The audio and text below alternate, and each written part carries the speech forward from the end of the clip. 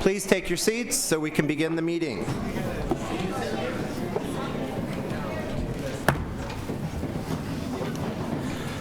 I'd like to welcome everyone today and those watching the broadcast and call the January 23rd, 2018 regular meeting to order with all board members present. Let's begin with the Army JROTC Color Guard from Kearney High School. We'll now present the colors. Please stand for the presentation of colors and the Pledge of Allegiance.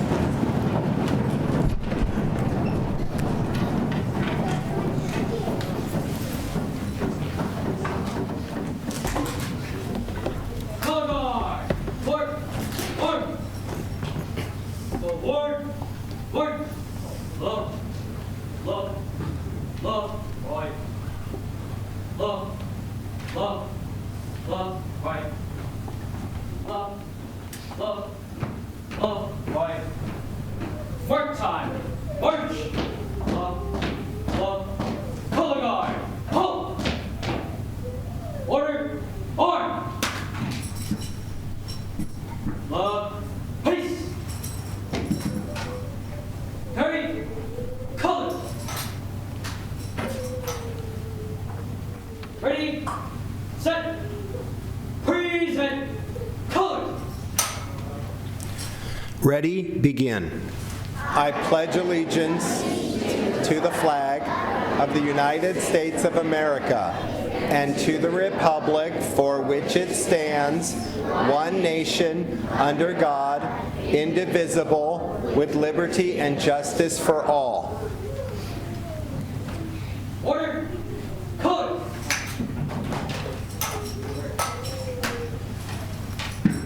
Ready. Set. Right. Peace. Port. Arm. Forward. March. Left. Right.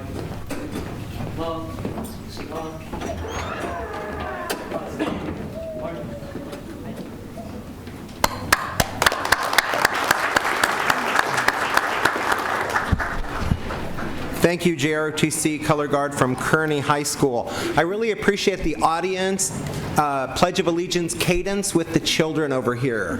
Thank you for adjusting our cadence.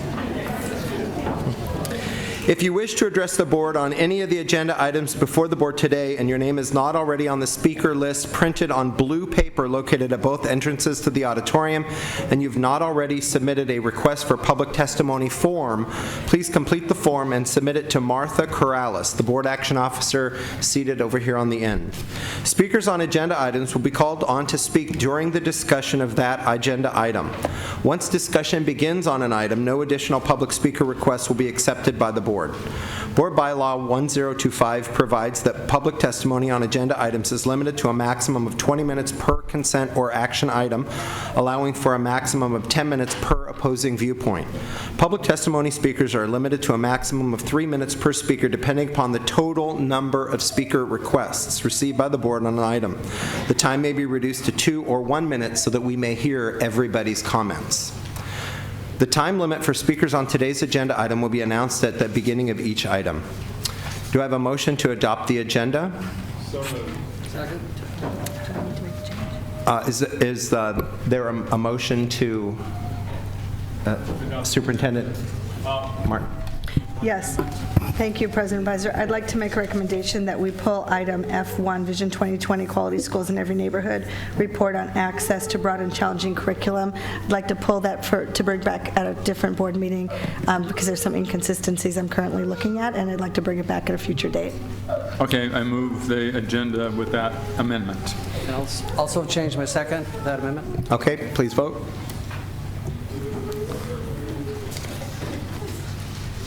All right, now it's on to the superintendent's consent agenda.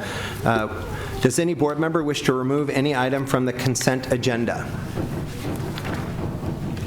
Are there any speakers on any items of the consent agenda?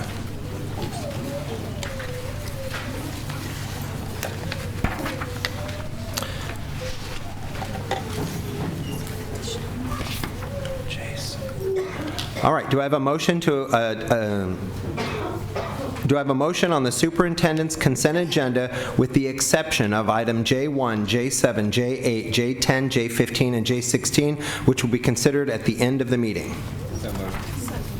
Okay, please vote.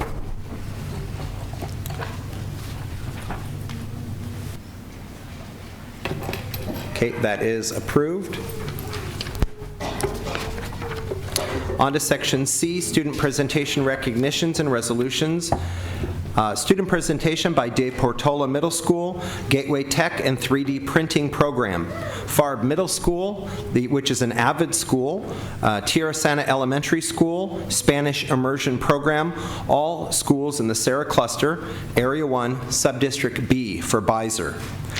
Please, introducing the student presentation is Area Superintendent Bruce Bivens.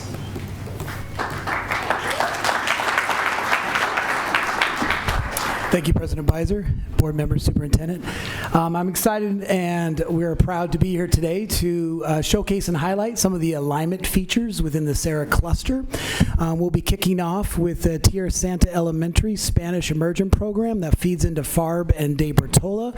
And then Farb and De Bertola will show our alignment with Sarah High School with our Project Lead the Way and AVID course program. And as we know, Farb is a national demonstration site for AVID as well. So I'm going to invite Senora Savage up in the Tierra Santa's first grade Spanish Immersion Program.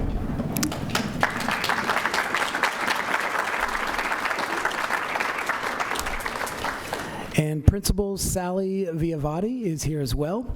And Principals Courtney Rizzo and Principals Ryan Brock are both here as well for Farb and De Bertola.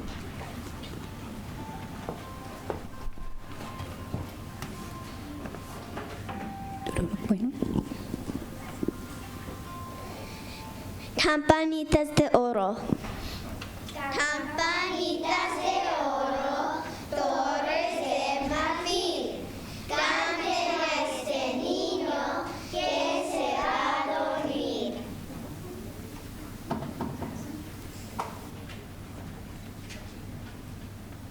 Tortillitas de manteca. Tortillitas de manteca para mamá que está contenta. Tortillitas de salvado para papá que está enojado.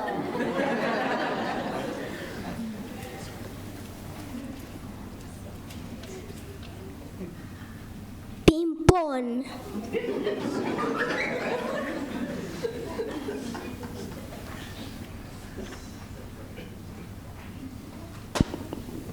Music, please.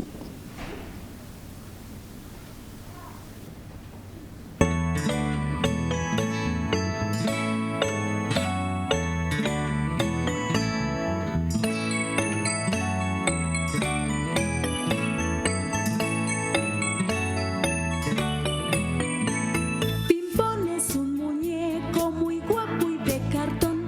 Se lava la carita con agua y con jabón. Pimpón es un muñeco muy guapo y de cartón. Se lava la carita con agua y con jabón. Pimpón siempre se peina con peine de marfil. Y aunque se hace tirones, no llora ni hace así.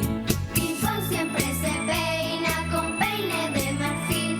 Y aunque se hace tirones, no llora ni hace así.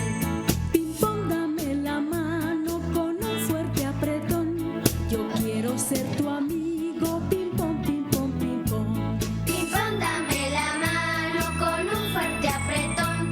Que quiero ser tu amigo. Pimpón, pimpón, pimpón.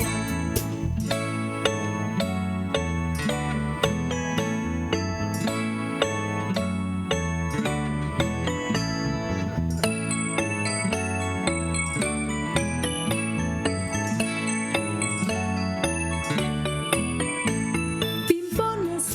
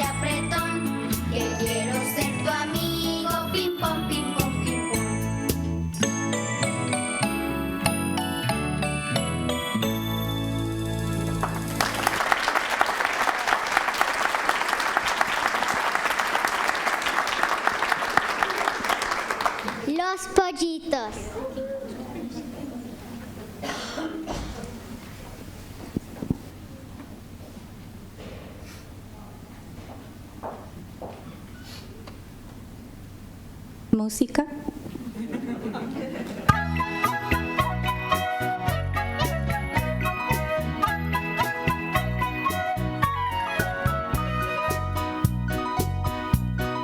Los pollitos dicen pío, pío, pío cuando tienen hambre, cuando tienen frío.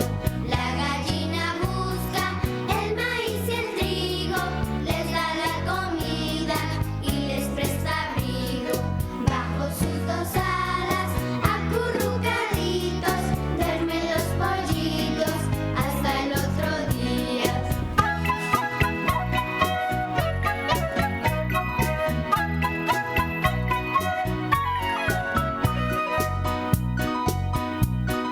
Los pollitos dicen pío, pío, pío cuando tienen hambre, cuando tienen frío.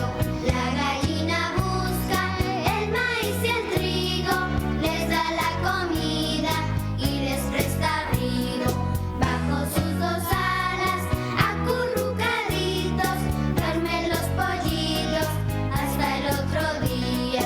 Cuando se levantan, dicen mamacita, tengo mucha hambre, dame lombricitas.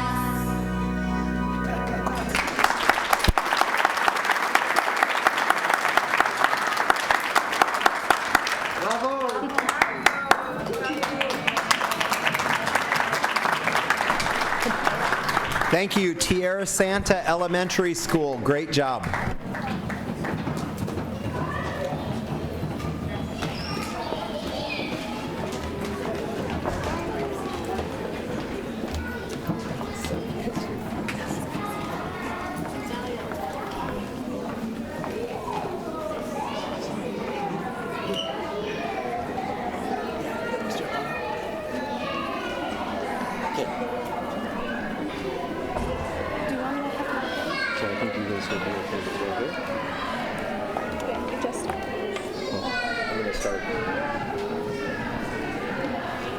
Okay, so my class is part of the Project Lead the Way pathway created by the offices of CCTE, College Career and Technical Education.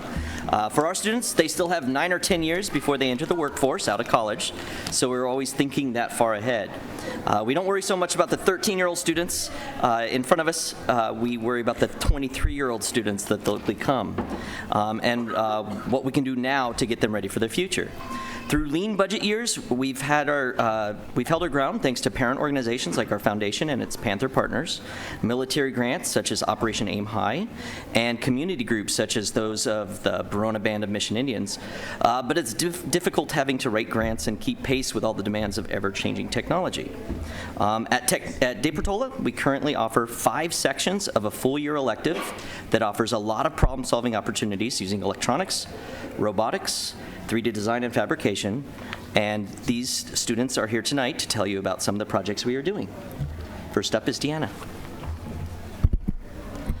For the automation of this chapter, we have explored and learned the concepts of simple machines, gears, and mechanisms, all to create and use our imagination for designing our own robots and bringing them to life. And Leo. We created air-powered race cars for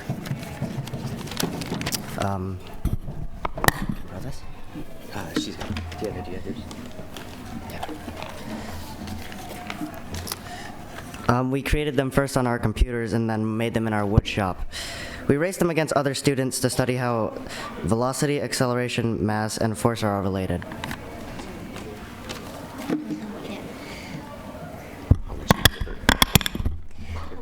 We work with the CNC mill, laser, and 3D printers to make interesting designs for life and fun needs. And this is one of the projects that Mason created on his own, and then he taught me how to do it. And so he learned how to do the carving before I did. Go. And then, so next up, I'd like to introduce the principal from FARB, Courtney Rizzo. Thank you and good evening. Farb Middle School's been lucky enough to be an AVID demonstration school since 2010. AVID, or Advancement via Individual Determination, is a system that supports all students in rigorous work that prepares them for college and career. Today we brought 3 outstanding 8th grade AVID students so they could personally share with you what AVID has done for them to help them be successful and prepared for high school next year. Good afternoon, my name is Evelyn. AVID helps me be academically successful. In AVID, we keep an organized binder and planner where I write my homework assignments and check at night to make sure I am prepared for the next day. The Cornell note-taking skill helps me organize my information and learn more using the notes to study. Asking good questions in my notes and in class tutorials helps me think critically. Coming up with stronger questions also helps me dig deeper. Every 6 weeks, we set SMART goals, and I use those goals to boost my mindset and go beyond my limits. AVID has taught me to challenge myself and set higher standards to grow and be a successful individual in life, even with this cast in my hand. With these AVID skills, I hope to attend San Diego State University in 4 years.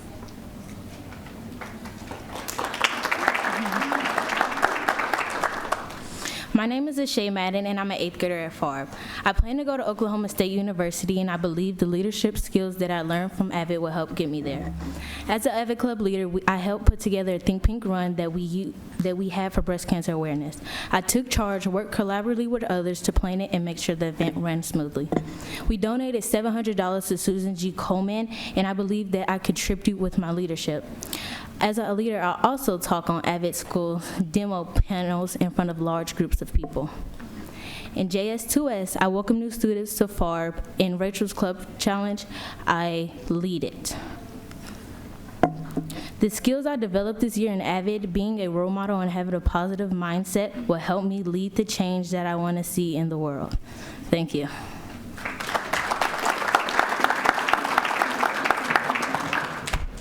Hello, my name is Mercy Tapia, and I'm in the 8th grade. AVID has greatly influenced me throughout the 3 years that I've been in AVID. AVID has taught me to be college ready, to have strong leadership skills, and to speak to my peers and adults about my passion and my learning experiences, and to support others in becoming strong leaders too. To be college ready, I must be resilient. I must be able to overcome and face challenges that are set in my way. With my AVID family, I've learned to believe in myself and find my voice. As AVID president, I have a voice as a strong leader. College readiness isn't only about knowing what requirements, what classes you're supposed to take, or what GPA is required to attend the college.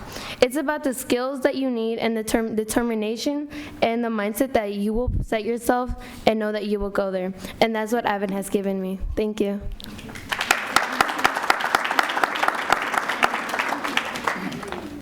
Thank you very much, De Portola and Farb Middle.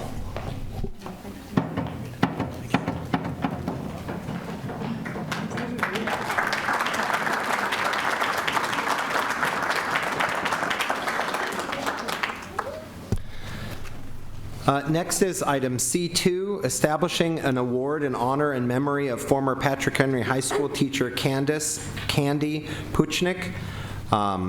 We're going to hear item 2. I've got a proclamation which talks a little bit about Candace. It just basically says, Candy Puchnik began her career at San Diego Unified School District in 1974 at Memorial Junior High School. In 1977, Candy transferred to Claremont High School and then Morse High School in 1988, until she was hired at Patrick Henry High School in 1992, where she remained until she retired in 2014. During Candy's time at Patrick Henry High School, she pioneered many programs, the first being ePals, which enables students to correspond via email and Skype with students in classrooms around the globe and learn about different cultures and the diversity of the world. In 1999, Candy contacted the LGBT Student Union office at SDSU and asked to have a few students come to her classroom to educate her students on LGBTQ issues. Although not a member of the LGBT community herself, she just knew that educating students and giving them a voice was the right thing to do. This initial LGBTQ education panel allowed an open, honest question and answer session, which evolved into a week-long curriculum to educate her students about tolerance, diversity, and loving all people. Candy referred to her LGBTQ panel as the icing on the cake for this lesson. For her last 15 years at Patrick Henry High School, Candy hosted an annual LGBTQ education panel with the continued support and participation of the LGBT Student Union at SDSU and members of Pride. During her tenure, Candy was a positive influence and provided strong leadership by chairing the Senior Exhibition Committee. In this capacity, she arranged for community members to sit on panels, provided lessons to help students prepare for their interviews, and assisted in organizing interviews for over 500 seniors each year until the graduation requirement was finally removed. Candy was instrumental in Patrick Henry High School developing a strong teacher academy pathway that included developing a community preschool called Patriot Pups, which gave the students at Henry a true learning lab to discover the joys of teaching in an on-the-job training facility. Candy was also known for her lovely notes written to others to brighten their day and to help promote a positive school culture and vibe wherever she went. She was a true patriot, often found wearing green and gold with style on Friday Spirit Days. There was also an article written by Ben Cartwright of the San Diego Gay and Lesbian Network staff writer talking about her commitment to making sure that we are celebrating and helping to educate all of our students about the diversity and tolerance. So at this time I'd like to see if we could have members of Candy's family come forward and say a few words if they would like. Her husband Stanley, son Matthew, and unfortunately her daughter Patricia is unable to be here this evening. Well, thanks so much. First thing I'd like to say is thank you for following through with, you made a proclamation and you followed through with it. Thanks so much. You're welcome, sir. That warms my heart. It's a pleasure to be here this evening, and thank you for creating this award in her honor. And as I was sitting with my son here, he pointed out that your mission statements on both sides of your, and that's exactly how my wife lived her life, and she had all those things in mind every day when she was teaching school and when she was doing her homework. That's how she lived her life. So, but thanks so much for following through. Appreciate it.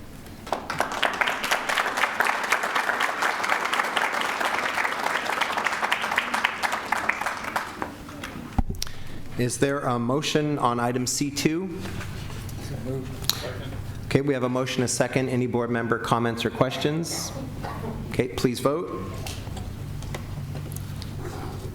And that passes unanimously. Congratulations. Thanks. Thank you.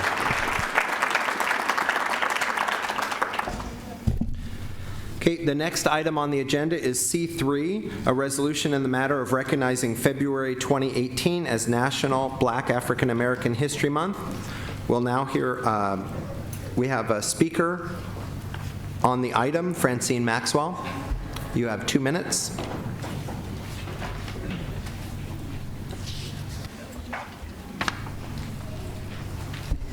I want to start with, this is just a symbolic gesture. Martin and this board have no plans to enhance the diversity of the district leadership. This board has no intentions to address the lack of diversity in the district at the highest level. With the troubling performance of youth of African and African American descent, this board the blatant refusal to consider the whitewashing that Martin has been doing taking place here at San Diego Unified. Martin's disqualifying attitude to qualified educators of color for top leadership positions is shameful. It's a shame that we continue to do this facade of diversity and that we celebrate diversity. I have no lights, Martha. So I'm concerned with the fact that we want to continue to do this symbolic gesture. Every year we get a chance to turn the coin over and start fresh. Every time you turn around and we get ready to play with budget numbers, you continue to see the lack of diversity that this superintendent continues. You as board members continue to sit on the sidelines and be quiet. You're guilty as well. When you're silent, you agree. So it's okay that there is no black voice at San Diego Unified in the leadership panel that helps guide this ship. It is deplorable. You have continually rubber stamped it with the green lights that continue to go here. At some point, somebody is going to have to stand up and say enough is enough. We have overqualified people of color in San Diego that she has forced into retirement, and when it's time to pull them out of retirement for consultant contracts so that they can be about the change that could have taken place, but they refuse to continue to work for her and her career because retaliation is real.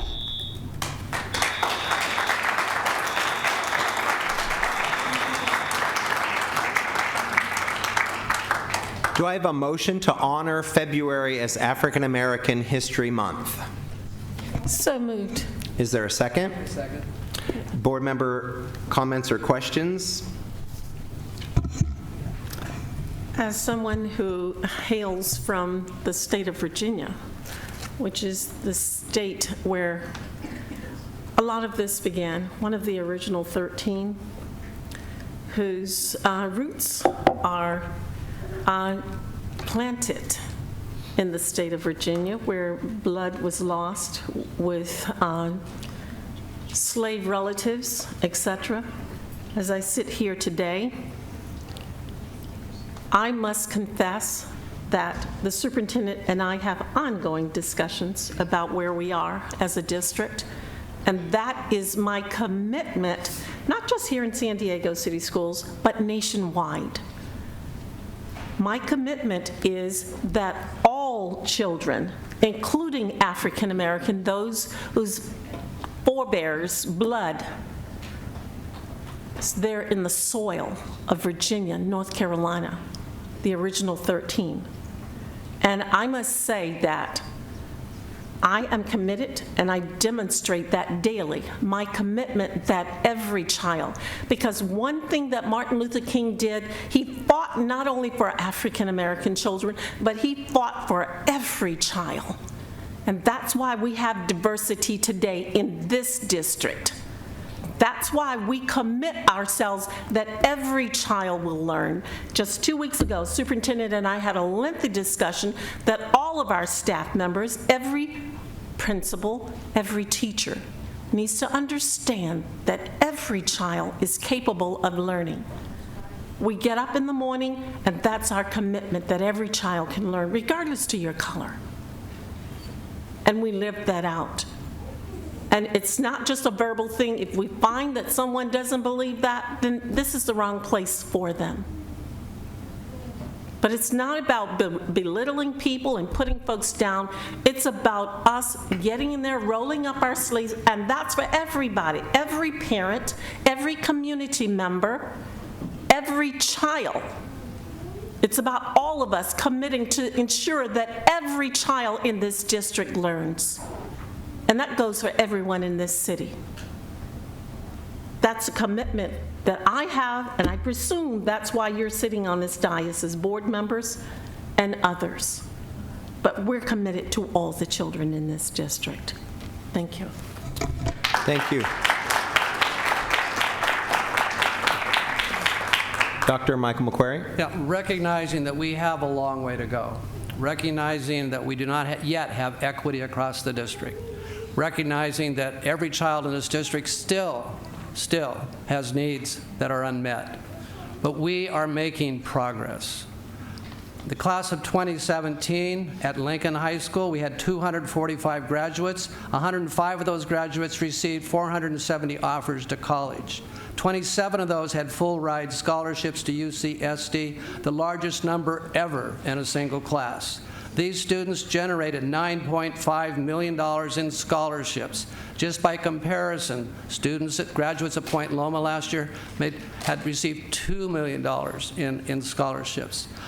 Our graduation rates on the whole for our students at San Diego Unified is the highest graduation rate of all urban schools in the state of California. Our African American students also have the highest graduation rate of urban schools in the state of California. Here again, we have much work to do, and we are attempting to do that. We need your help to do it. I, for one, am committed to equity across the district, no matter where you live, no matter your level of income, no matter your race or your ethnicity or religion. You deserve a quality education, and I will do everything to make sure that happens in San Diego, including at Lincoln. Any other board members' comments or questions? All right. We have a motion and a second. Please vote. Okay, that motion passes. On to item C4, the resolution calling for full and fair funding of California's public schools. Do I have a motion on item C4? Is there a second? Second. We have a motion and a second for item C4. We have a speaker. Citizen is opposed.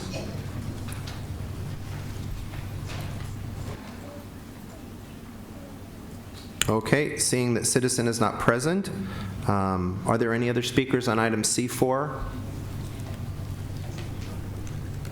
Okay. Are there any board members' comments or questions on the item? I didn't hear you. Can I speak, please? Yes, ma'am. You have 2 minutes. So, John Lee Evans is wrong that California is 47th in the nation for per pupil spending. California is 47th for economic outlook. That means tax burden. And the taxpayers poured money into this district at great sacrifice to their own families and at great sacrifice to employees. The board's mismanagement of all this money is the problem. The board's solution is to collect more taxes. So the business people who make the jobs are the new targets. Business owners who have to pay more workers' comp, and more gas taxes, and more utilities, and more property taxes. The board has put a target on the backs of business people, and that's going to trickle down to the workers. The board with union money is going to take even more tax money from people who are already overburdened. And you added to that. You added to that when you put your employees on furlough and you laid people off. The operational costs were laid out for years, but the board had more money. So instead, you added more bureaucrats. You created more departments. And finally, it came down to slashing the workers and taking their pay. And with all that money pouring in, Richard Barrera and John Lee Evans, with Martin's approval, cut into the district workers and deep. Don't be fooled by the board's bleating that it has no money.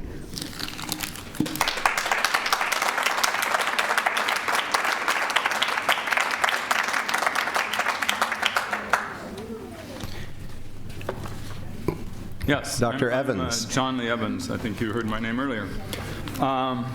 First of all, there are a lot of statistics on the funding of schools in California. And California, looking at per pupil spending, ranges from 22nd to 46th, depending on which year and which methodology you are using. And so, for example, if you disregard the high cost of living in California, we rank up at the 22nd. But if you take into consideration the cost of living, California is disgracefully in the bottom, certainly in the bottom 10 of the 50 states in terms of how we're funding public education. Recently, a governor candidate, Delane Easton, was fact-checked by NPR because she made a statement that California is in the bottom 10 of funding for public schools and the top 10, or the very top, in terms of funding for prisons. And this was checked out and it was proven to be true. It is actually a fact. So we will always do the best we can with the amount of money we have, but we cannot deny the reality that California is underfunding our public schools. And we have various things we can look at in terms of how we can stabilize that, but we have a very unstable funding system for our schools in California that's too dependent on sales tax and income taxes and so forth. So we need to continue advocating for for more money for our schools. This is all of our responsibility. It's our responsibility in terms of who we elect to the legislature and who we elect as governor. And I would encourage people to listen very closely to people who are running for the legislature and for governor in the year 2018. Everybody will say they're in favor of public education, but are they really willing to be able to be specific? And I think this resolution is a good start in terms of pointing out what we're trying to do. We're not asking for a miracle overnight.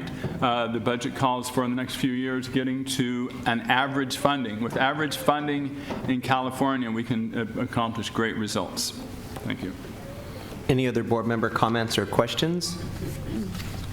Dr. McQuarrie? Yeah, the resolution is fairly clear. The items on there I think people should take a look at. Basically, what we want to do is to become part of the top 10 within the nation, and that is statutorily written in the state constitution. The state constitution says that education in California will be at the top 10 within the nation. We are nowhere near that. We want to approach that. We want to get there by 2020. Any other comments? Okay. What Dr. McQuarrie was referring to is the California State Constitution says that the California state budget must fund public education in the top 10 of the United States of America. So when the state of California passes a budget that does not do that, it's been declared an unconstitutional budget adoption. And the California School Board Association just recently came out with an analysis of this, that in the state of California right now, we've gone up to 41st in the country in funding per pupil. One of the metrics I thought was really interesting in the California School Board Association analysis was that the average percentage of total income taxes that goes to public education, the national average is 3.3%. In California, it's 2.7%. And it's that difference, or delta, that I think that this is what we're appealing to. The resolution is quite lengthy, but it does state out some very specific pieces of information that I'd encourage people to go on to to look at. Specifically, it says here that California funds schools at roughly $1,961 per student less than the national average, which translates to approximately $3,462 per student when adjusted for California being a high-cost state. When you adjust for inflation, it's even worse. In Robles Wong versus the state of California, a group of plaintiffs led by CSBA argued that California's school funding system violated Article 9 of the California State Constitution by denying all students access to an education that prepares them for economic security and full participation in our democratic institutions. It further goes on to state that the California Supreme Court declined to hear the case on a narrow 4-3 margin, prompting Justice Goodwin Liu to write, quote, "It is regrettable that this court, having recognized education as a fundamental right in a landmark decision 45 years ago, Serrano v. Priest, 1971, should now decline to address the substantive meaning of that right, funding public education." And that's, I believe, the intent of this resolution, is to make sure that we are communicating with voters and our representatives in Sacramento that we hope that their budget will be constitutional and fund public education at least at the national average level. We had a motion and a second. Please vote. And that passes 5-0. Now we bring ourselves to the section D of our agenda, which is public participation, non-agenda public testimony for 30 minutes on non-agenda public items. Today's meeting of the Board of Education is a business meeting of the Board of Trustees that is conducted in public, and the board members will not engage in dialogue with members of the audience because that's a Brown Act concern. The opportunities for members of the public to provide input to the board on non-agenda matters and items on the agenda is through the submittal of a timely public testimony request. The time periods for speakers on each item are set by the board as described on the board bylaws and will be announced at the beginning so that we can hear all individuals that would like to testify at this time. If an issue needs further attention, the board may refer the matter to the superintendent for review and/or investigation. Today, each non-agenda speaker will have 1 minute to address the board. Please remember, no deferral of time is allowed. The board asks that speakers focus their comments on the issues and not individuals. Non-agenda public testimony is for only those topics not on today's agenda. If your topic is on today's agenda, you'll be called to speak up when we discuss that item. When you begin speaking, the green light will come on and the yellow light when you have 1 minute left. And when your time is up, the red light will appear and the bell will ring. The lights are located directly in front of the podium on the dais next to Martha Corrales, Board Action Officer. Please finish your sentence when your time is up. We will now hear public testimony on non-agenda items. Francine Maxwell, J.P. Riley, Nathaniel Krieger, Clifford Corky Kessler, Anna Bonatati. Please come up and speak in any order.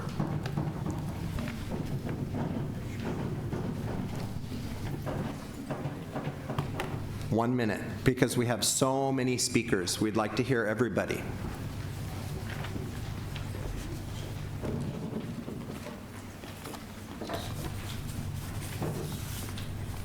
Please begin so that we don't run out of our time. I'm Nat Krieger, District Computer Tech. Almost 1 year ago, the board voted to cut 80% of computer support for classroom and staff, leaving just 2 repair techs and 3 classroom technology techs to support the second biggest school district in California. So today, imagine the computer you're looking at failed to start or can't connect to the internet, and you wait weeks, maybe months for a technician to come out. Would you find that acceptable? This is the situation our students, teachers, and staff now find themselves in. We're now at 22,500 open problem tickets. I understand some have said that if one laptop, student laptop in a room is broken, there are 25 more. That's at the beginning of the year. By the time a month or 2 in, we're at 5, 6, 7 broken laptops. And to replace a laptop with a new one simply because it's missing keys or because the screen is shattered, we can fix that for much, much cheaper than replacing the entire unit. So it's an investment of taxpayer money, $133 million. We need to be restored to our pre-cut levels of staffing. Thank you.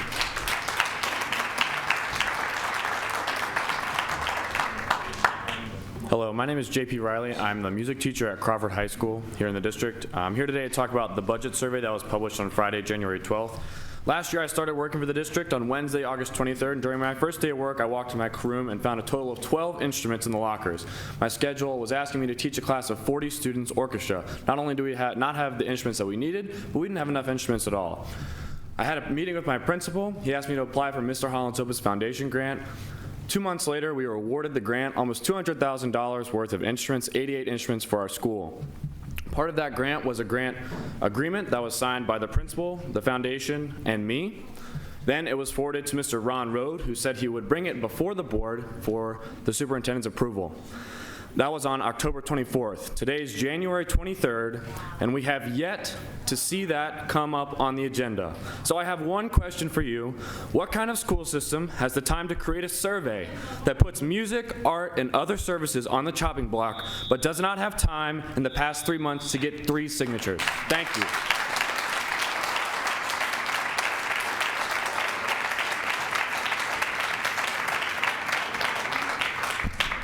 I would like to refer that item to Superintendent Cindy Martin for follow-up, please. Thank you. Thank you, sir, for bringing that to our attention. Good evening, Anna Bonatati. This is Zara. She was one of my students at Clark last year, and she is now a student at San Diego High. She's one of those students that when you look at her on paper, she looks great. She's got A's and B's. What you don't see is that in her ELD class, she never gets to speak English. She's writing, and if she asks questions, she's told, she's admonished for asking questions. She's been accused of cheating. You have to speak first before you can write. She's staying up 24 hours a day to get her work done. Some nights she goes to bed at 3 a.m. when she does go to work. She doesn't have parents who can support her. She contacts me. So I am rolling my sleeves up. I am trying to help with equity. This young girl deserves much more support than she's getting. She ends up in tears. She's a refugee from Afghanistan that went through Turkey. She's struggling, And where is the equity and where is the support for this English learner?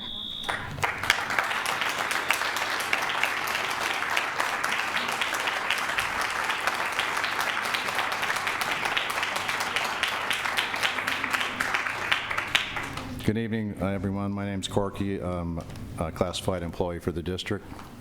I'd just like to address the recent Survey Monkey concerning potential areas for budget savings, and my concerns are for the mention of custodial and the landscape departments in the wording. You asked the public to weigh in on things that they're not informed about, and presently both departments are understaffed to running about 50% of past levels, and they're struggling to provide even adequate service to our schools. For instance, having to cut back on times for cleaning restrooms, vacuuming carpets every 3 to 4 days or once a week, and some on occasion even lucky to empty the trash and secure the campus. Landscapers are asked to do 8 days of work and 5. And ironically, in 2003, when landscape was cut so drastically, it was a public outcry that had the district hire them back, cleaning up a mess that our schools became and is still recovering from 15 years later. Both of these are some of the lowest paid positions, but yet vital to the district, and I ask you to reconsider some of these. Thank you.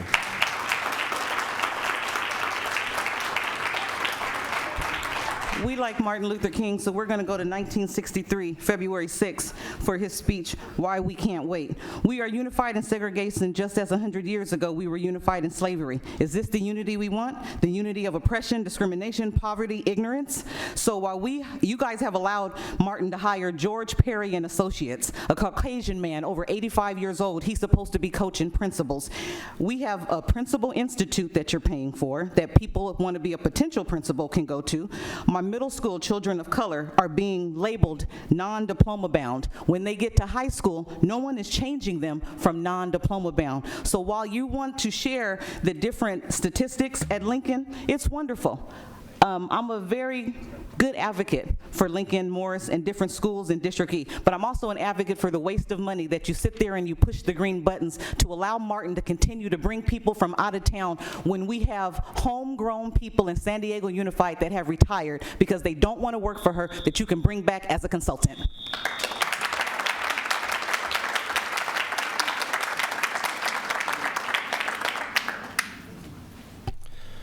Sylvia Alvarez, Christy Williams, Michael Goldwater, and citizen Lorraine Burley.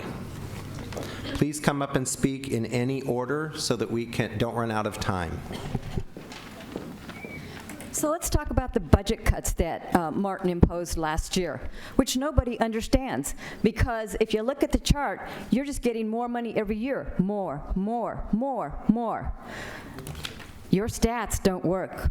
I've looked at them all, and you guys are pulling the wool over people's eyes. Don't shake your head at me, John Lee Evans. What you're telling the people is not the truth.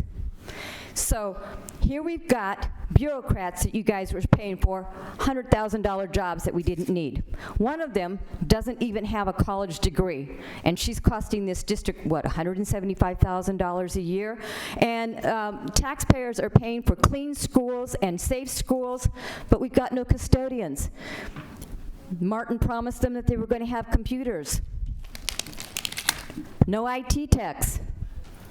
It's a matter of your priorities. You knew what everything was going to cost. It didn't come as a surprise. But now you're looking at everybody and going, we don't have any money. Pfft. Nonsense.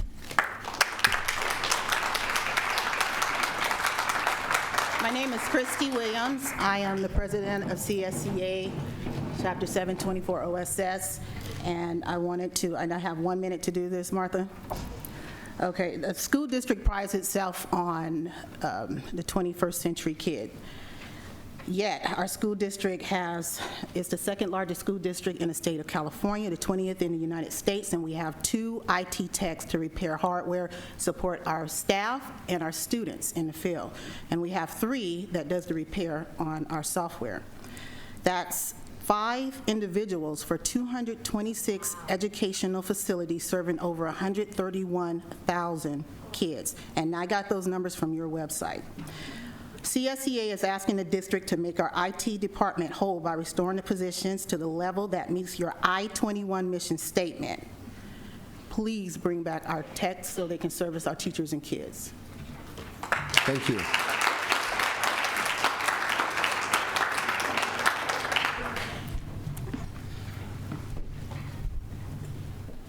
Insanity, that's what you're responsible for. Pure insanity, wasting of water. The people out there who own homes, who are paying their taxes, call them, email them, come down and make this board stop wasting hundreds of thousands of gallons down the drain because they want to lower the level of lead in the line. We have 2 people up there with a PhD. And since you're all older, similar to me, you grew up in families, in houses that had lead in the pipes. Did it stop you? Did it stop you from getting your PhD? The rest of you have masters. Did it stop you? Total insanity. That's exactly what you're doing. Stop wasting the money down the drain. Put the money back into the school and quit this crap.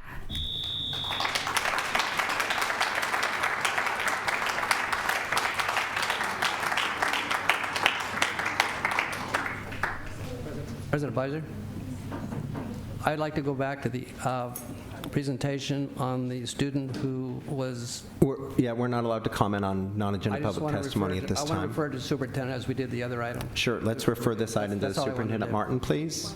Okay, Sylvia Alvarez. Lorraine Burley. All right, Leticia Mungia, Richard Sykes, Maria Tenery, Alonzo Gutierrez. Please come forward and speak in any order.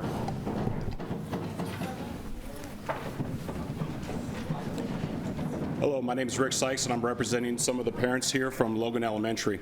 I brought to you earlier today 40 signatures requesting that Mr. Thomas Viola not be allowed around the children anymore. He is a brilliant man. He is very good at his computers, but he has severe anger management issues. There have been 4 prior cases put into your papers of him throwing papers at children, of him taking photos of children, of a teacher pressing sexual harassment against him. I'm just simply asking for an injunction to be made as quickly as possible to prevent him getting near our children and to relocate him to where his services could be helpful but not near our children. He is what we consider to be a dangerous man just because of his anger. He's been very physically intimidated towards children and staff. Everyone's written on this. Multiple children have written on the same exact incident of how he threw paper at a child and kicked them and stepped on the papers around these people. Please file this injunction against them. Thank you.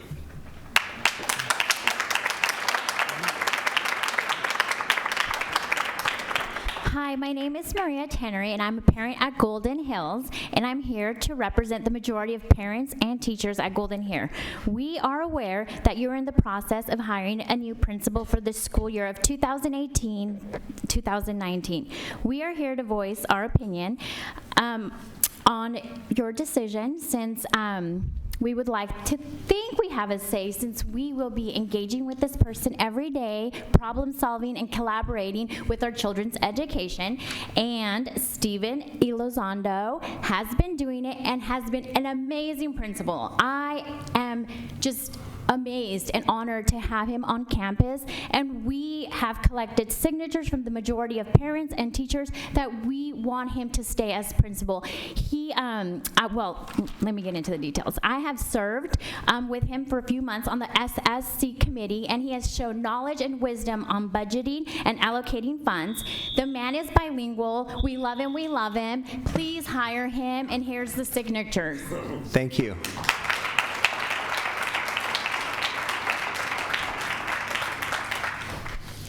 My name is Alonzo Gutierrez, and I'm a 15-year-old. I'm a sophomore at San Diego High School, and I'm here to report on my concerns at my school. We recently got our floors redone in our library, but there isn't any librarians to work there.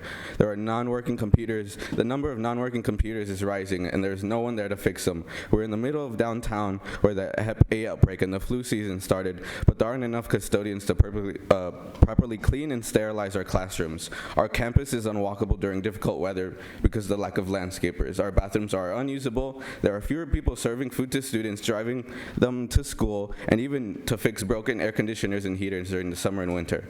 These conditions have become the norm at my school and many others, and it is shameful that your proposed cuts, threats, and furloughs to classified employees will only worsen these issues at my school and harm the learning environment, affecting my education, which is very important to me.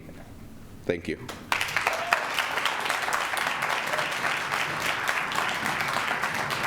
Thank you, Alonzo. Yes, thank you, Alonzo. Good evening, board members and Superintendent Martin. My name is Leticia Munguia on behalf of the California School Employees Association.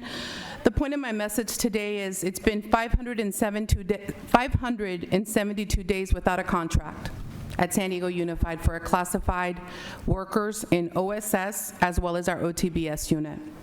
When we talk today and you hear comments made about wasteful spending, this is an example of where you can have direct impact by directing the superintendent and looking at labor relations and the work that's being produced in that department, or lack thereof. We are 572 days without a contract for close to 60% of classified employees in this district, what we consider the backbone of operations and our white-collar unit. Lots of comments are being made about the current deficit that the district is claiming is at $50 million already.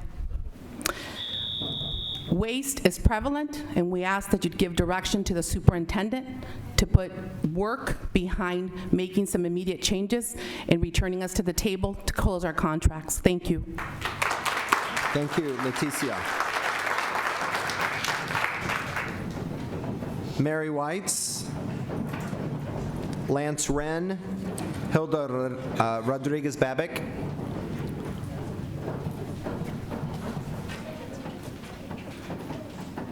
Hi, I'm Lance Wren. I'm the past president of Chapter 724 CSEA. About this time of year, managers are asked to cut. They're asked to identify cuts. And that's because of the budget deficit we go through almost every single year. Some managers go out and they kind of figure out where they can cut without losing people. Some managers do the opposite, and they just cut. And that's what happened in your IT department. They cut those computer techs. The current chief business officer now is currently making $175,000 a year. As the manager of IT, he was making $161,000. In 2015, he was hired at $52,000. How did that happen? Because he handed the superintendent his department and was rewarded to the tune of $15,000. And you approved it. Where did I get my information? Your website. Thank you very much.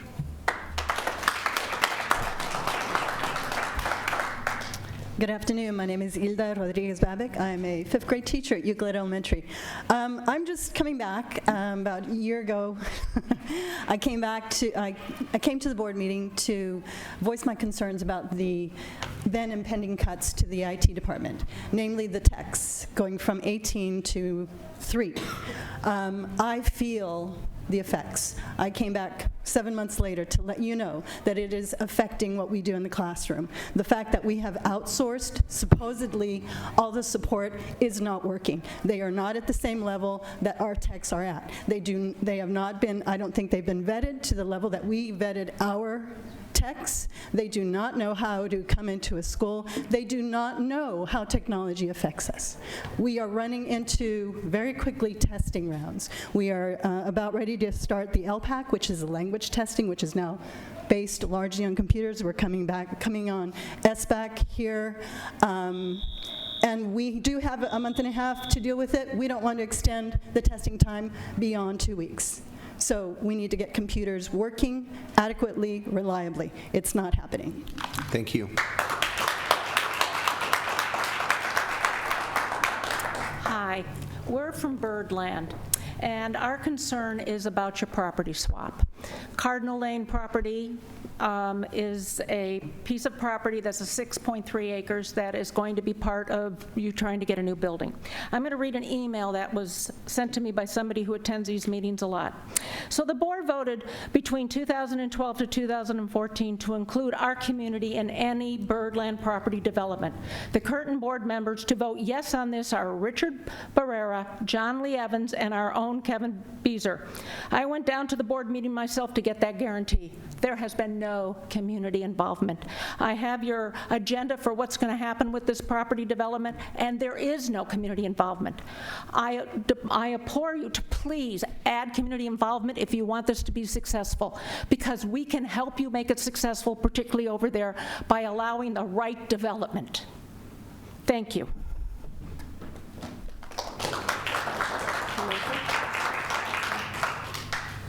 Okay, that concludes non-agenda public testimony. For this portion of the meeting, if we did not get to you in the first 30 minutes, we'll also hear a non-agenda public testimony at the end of the meeting. Thank you all for your comments and for taking time to address the board and superintendent today. We appreciate your input, and please know that your perspectives help us to better serve students and inform our decisions. Now we move on to Section E, Report of Closed Session Actions and Superintendent Board and ASB President Information Reports. Item E1, report on closed session. Are there any reportable actions from closed session? There are not. Thank you. Item E2, we have no administrative assignments.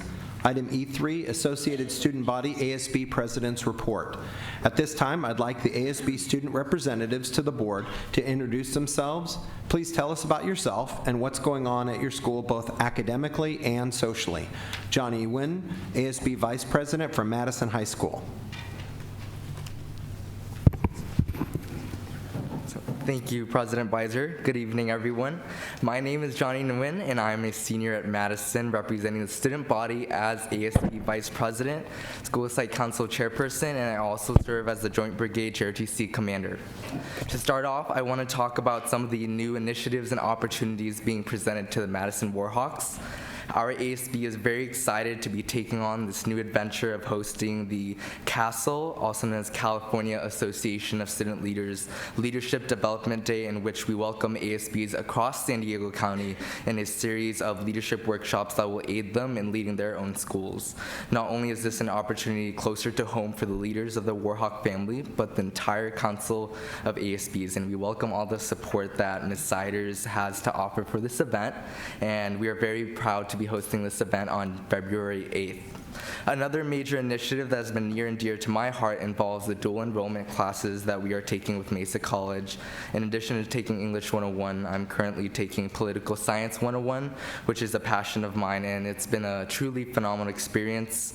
Through the support from my head counselor and community relations coordinator at Madison, we were able to form a direct collaborative partnership with the Claremont Town Council to bring our curriculum to life and develop a program that would allow students to civically engage with the community. Just this past semester, we have already organized 2 county political and city candidate forums in partnership with the League of Women Voters. We're going to be embarking on a Claremont beautification project. We've already recruited over 60 high school students to pre-register to vote, and it's simply a demonstration of our passion and vigor to always apply our academic experiences to our community. Last but not least, our annual I Pledge event is coming up next Wednesday on January 31st, a huge anti-bullying and positivity event. At this event, we'll be welcoming student leaders from 2nd grade all the way to middle school, from all of our cluster schools and John Muir, to go through a series of engaging leadership challenges and activities. This year's theme is Anyone Can Be a Superhero, and to bring this theme to life, instead of just giving t-shirts to the students, we're creating a superhero cape with the Madison logo to every student that comes to this event, thanks to the generous sponsorship from the Claremont Town Council and Chamber of Commerce. Overall, the Warhawk family is stronger than ever, and we are truly capitalizing on all these new, phenomenal opportunities to better engage our students academically and through leadership. That's all. Thank you. President Beiser, I just want to thank Johnny for being here. Later in the evening, he's going to be on the list of people that we are nominating for the school board elections committee, and we can have lots of discussions about budget and cuts and different details that we're doing, but this is an example of what we are producing in San Diego Unified. So thanks a lot, Johnny. Thank you, Dr. Thank you, Dr. Evans. And now we'd like to hear from Diego Robles, ASB President at Kearney High School and President of the Council of ASB Presidents. Hello, everyone. Always awesome to be back. And I'm glad Johnny mentioned the CASTLE workshop because I personally have some of my students coming, and it's definitely incredibly important, especially because I get a whole new class the second semester, so it really sets the mood and it makes them understand the leadership position that they have. So I'll start with the ASB Council. So I, with the help of Stacy, have developed an ASB survey to more closely identify our council's focus for this year. And so we just sent that out and we're very excited. I know when I did it with my ASB, it sparked a lot of conversation, and we're very excited to get those results back. And as we also had a spring event not too long ago, not a fall event, sorry. And so we're trying to get that refocused, and we have reached to the District Wellness Council, so we hopefully get something started. And also in our efforts to kind of connect all our ASBs, we have created an ASB shared inventory. So if I have items in my ASB that could be useful to other ASBs for their activities, now they'll be able to see what we have and kind of exchange.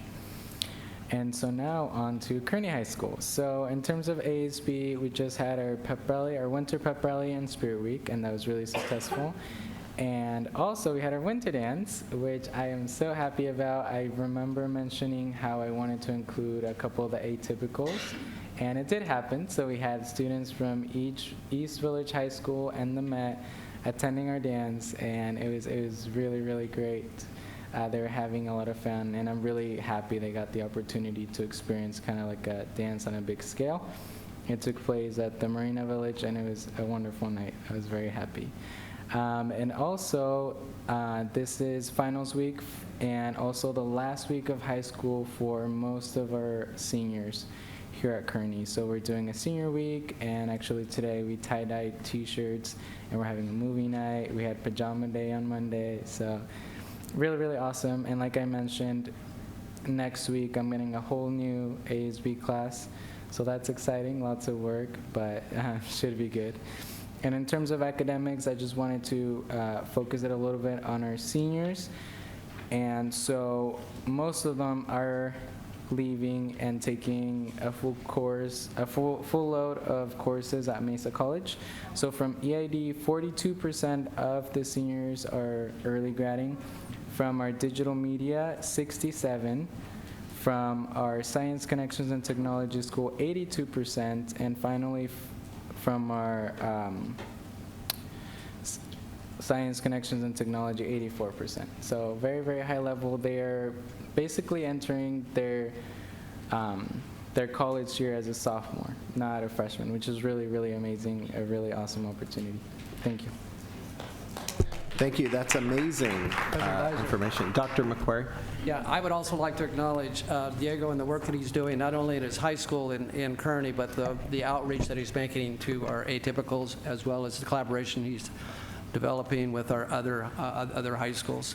In addition, Diego's name is coming forward to be part of the election committee, and we look forward to that discussion. Great. I have a question for Diego. I mean, it's great that you include these other smaller high schools. I'm curious, where did that idea come from? Because that's like, you're doing stuff at your school and you're concerned about your school. How did you guys come about reaching out like that? So it definitely started with the Council of ASB Presidents, because we're all there interacting. We're like friends now. It's really awesome. Yeah. And so when we always have a round table where everyone shares out like what's kind of happening at their school, and those atypicals sometimes like mention like, oh, like we try to have this event, but we had like a very small amount. So I just, like, it makes sense if they have a lower amount of students, it would be harder to create kind of like that high school experience. And so for the winter dance specifically, sometimes we do have kind of difficulty getting enough ticket sales. So I was like, okay, so we can get more people here that don't have the opportunity, and that helps us, helps them. Like, it just works perfectly. I mean, I'm very impressed, and I hope that we as adults could reach out from the different schools the way that you have been. And also, I'm extremely impressed. I haven't heard these statistics before about the number of seniors that have early graduation. I mean, that's sort of a hidden secret. Great. On to item E4, Superintendent report. Thank you, President Beiser. I have a special message tonight for our high school juniors and seniors. In case you haven't heard, when you're preparing for your next step for college or your academic career plans, San Diego County Office of Education and the County Superintendent, Dr. Paul Gotthold, is helping to create an extraordinary opportunity for all juniors and seniors in San Diego Unified. It's in partnership with the County Office of Education, and the event is on February 6th. It's a Black College Expo. It's open to all students, but specifically this event is geared for African American students. Anyone can come, but the Black College Expo is bringing more than 20 historically black colleges and universities right here to San Diego, to the Town and Country Convention Center on February 6th. On that day, there's going to be workshops, seminars, all throughout the day, but the most exciting part is that the schools will be offering these colleges will be offering qualified students admissions on the spot. So for those of you who are still considering where you would like to spend your college career, this event is definitely something to go check out and tell your friends and colleagues about. It's the historically black colleges and universities offering some phenomenal opportunities, and on February 6th, the qualified students will be able to save on their application fees, and if they qualify, they will get admission and scholarships right then and there at the event from 2 to 7 on February 6th, and Dr. Whitehurst Payne has the flyers there, and I want to say we're very grateful to Dr. Paul Gotthold and the County Office of Education for bringing this event to San Diego. It's an event he successfully led in Linwood, where he was superintendent, and is working to bring it here and partnering first with San Diego Unified, and lots of great college partners will be here, and some exciting news will come out of that event that day. Thank you. All right, thank you very much, Superintendent Martin, for the report and for the information about the partnership with the Black College Expo. On to board information reports. I'd like to start, Dr. Evans. Okay, one thing I'm sorry, you have 2 minutes each. Starting now. Okay. Sorry, I just need to make sure Martha knows that we time ourselves as well. Yeah. Okay, I just wanted to make a couple comments about the whole site modernization programs that we have going on across the district. It's taking many years as we go through the bond funds, but I attended some meetings at Spreckles Elementary, and it was really interesting because the schools in the neighborhood were built in the 70s and 80s during what I call the prison construction area, cement buildings with no windows, and we were very happy to find out. At first we thought it wasn't possible, but they actually can carve out some of the panels and put in glass to actually have natural light in the classrooms. But I was so impressed both by the staff, excuse me, and the parents and the community, people that showed up to talk about what they want for a school. It was the teachers, the students, the neighbors, and everybody. And trying to look at what's the right design for the classrooms as they're redoing all the classrooms to meet the needs now and on into the future, so that there are collaborative spaces, there's the mobile furniture and the ability to move it around. There are issues about safety, that people are concerned about drop-off and so forth, so the community and neighbors are working very carefully about what's the best way to do drop-offs. But it's just a real opportunity for where we've talked about construction and instruction interacting with each other, that we're not just making buildings, but we're making buildings that fit the type of teaching and learning that we have on, as well as partnering with the city in the adjacent park for jogging path and various other fields and amenities for the school. So it's a really leading towards a quality school in the neighborhood. Dr. Sharon Whitehurst Payne. There are a lot of things going on, and there were a plethora of MLK events, and all of them were good. But I want to just spend my time talking about a couple of things. I already talked about the scholarship that's out there on the web and the VAPA Foundation grants and so on. But today I want to just in passing mention that the president of San Diego City College is hosting, Dr. Ricky Shabazz is hosting the Lincoln Cluster and others to his campus at our meeting on February the 12th. And he's sending a bus to the community that picks parents and others up to go to this event at City College. So please, please, please, if you're in the community, we'd love to have you attend. And the thing that I really want to spend my time on today is to talk about what the Elementary Institute of Science is doing. And that is, they're trying to get 20 girls from Hoover, 20 11th grade students, girls from Hoover, San Diego, from Morse, Crawford, from Gompers, and from Lincoln, so that we wind up with 100 girls going through a project for drones. And some would say, someone actually asked me, do you think you can get 20 from each school? And you know, that just kind of gets my dander up, because I do believe that there are 20 girls. They will go through a workshop series. They will have a week-long series of training during the spring vacation. They will also be engaged in developing a project, a capstone project. And girls, if you're at those schools, let's do it. Thank you very much. Trustee Barrera, Dr. McQuarrie. I definitely want to encourage you to continue with that program. We did something similar at Kearney, where we had the sitting president of the San Diego City Council, Sherry Leitner, who was an engineer, presented a program at Kearney High School, invited the middle school students, girls, so it's girls in engineering, and it was absolutely incredible, very, very, very powerful, and you'll have no trouble getting the 20 people. My report this time around has been about connecting with our clusters and our business partners across the district. So during this last time between the last board meeting, I was within the Lincoln cluster, La Jolla and Mission Bay clusters, as well as the Kearney cluster, and then attended a multi-cluster event. So at Lincoln, I participated in the MLK celebration in the March at Knox Middle School in La Jolla, Mission Bay. I attended the cluster meetings, and I just want people to know the size of clusters.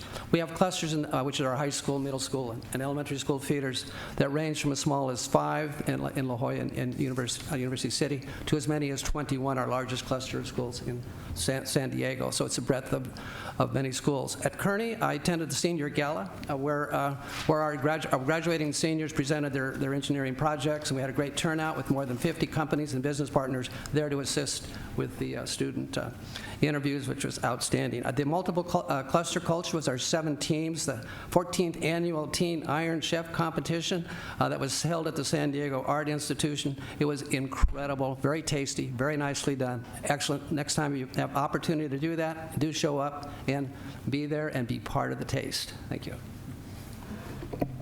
Thank you very much. For me, it's been very busy. I was at the Marshall Middle School for the Scripps Ranch cluster meeting, had great conversations there, and then later on at the Scripps Ranch High School for the Equity Coalition meeting with a lot of students and parents and teachers and folks that are having courageous conversations about how we can bring more equity and what are some of the challenges and what are some solutions to those challenges. And then at Patrick Henry High School for the Henry Cluster meeting, followed by a PTA meeting at Hardy where I joined the PTA. And the thing I loved about it is there are parents and teachers there all working together to try to improve the experience for the students and the children there. In terms of the Martin Luther King Jr. events, just had a phenomenal experience at the All People's Breakfast with some great speakers there talking about what are we going to do, what would Martin Luther King Jr. say if he was here now about our society, and what would he do to try to get folks activated and involved to affect change. I also had a wonderful time with Leon Williams at the MLK parade. For those of you that don't know, Leon Williams was the first African-American elected in San Diego to County Board of Supervisors. Then recently had a pleasant evening with Dr. Evans and Dr. Whitehurst Payne at the Old Globe Theater at Playwrights Project. And this is where we had the opportunity to see 4 plays that were actually written by children in middle school and high high school that were actually brought to life on stage. I participated and had a wonderful time at the Women's March, trying to make sure people get registered to vote and vote June 5th, and then also attended the Martin Luther King Jr. Democratic Club at the Malcolm X Library, had robust conversations and fielding a lot of questions and trying to figure out how can we at San Diego Unified do even better going forward. And that's my report.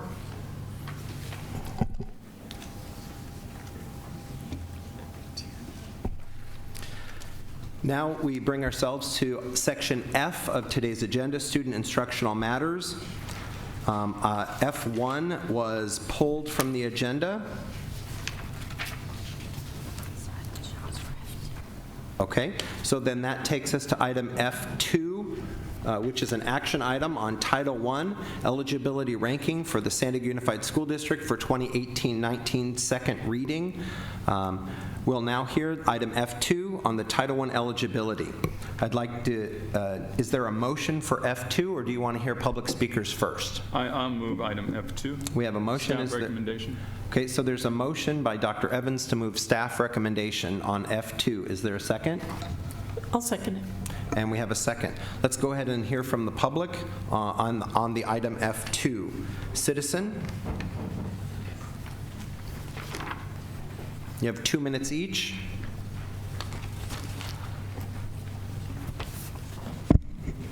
Citizen has submitted, hold on, I apologize. I have you on the blue sheet and a citizen on a white sheet. Are you, is there a second person that just put citizen down? No, just one person. Okay, thank you very much. Title I. I think it's time for this school board to look at a more equitable distribution of that money. Every year, the DAC makes a recommendation for at least a base amount for each child that goes to a school, so that you don't have such a great disparity between the amounts that students get. One school gets $69 per student, another school get like $314 for students. And it's just time for you to look at that and see if there's a more equitable way to distribute the money fairly. Jeffrey Bennett.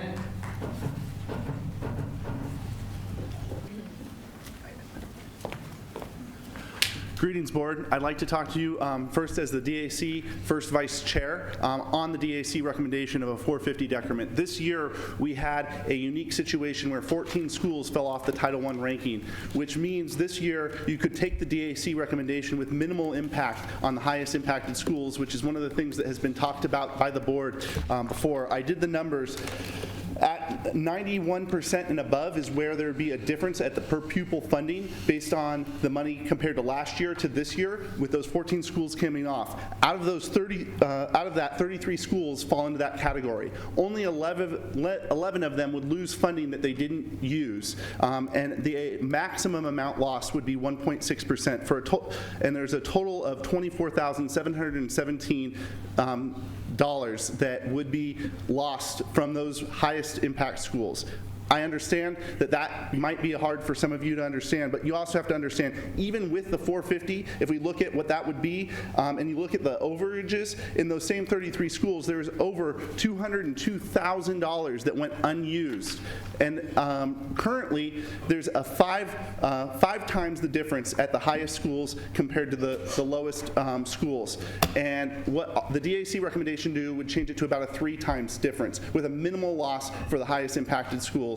It means about a 50% difference for the schools at the bottom, with a very minimal loss at the ones at the top. This is a year that is unique because of the 14 schools falling off. You won't be able to do it without taking away money that people had been depending on the previous year in many other years from this. Right now, I think there's only 1 or 2 schools that are up for continuing funding for this year. 14 schools is the most that have dropped off in the longest time since I've been checking back the records. This is the year to make a more equitable distribution based on the DAC's recommendation. We understand that equality is not equity, but the equity formula is broken.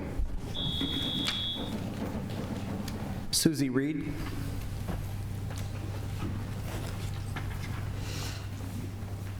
Evening, Board and Superintendent. I am not going to reiterate what the last two speakers said, but I do want to talk about the fact that the DAC is an advisory board, and it's our job, and it's been our job for the last, I've been doing this is my 9th year. We put a lot of time and effort into talking about this, and we get a lot of voices, we get a lot of feedback, and one of the most important pieces of feedback that we've gotten over this last year was, what is the point of showing up when the board doesn't take our advice? And that's heartbreaking. I mean, we all want to show up because we want to make sure that our voices are heard, but it's very discouraging, I think, when continually year after year, and we've done this, made recommendations to change the decrement and to make the ranking and the allocation a little more equitable across the board. And we've put forward the recommendation several times, and the consistent vote is against it. And I understand the reasoning behind it, because you don't want to take money away from the higher poverty schools.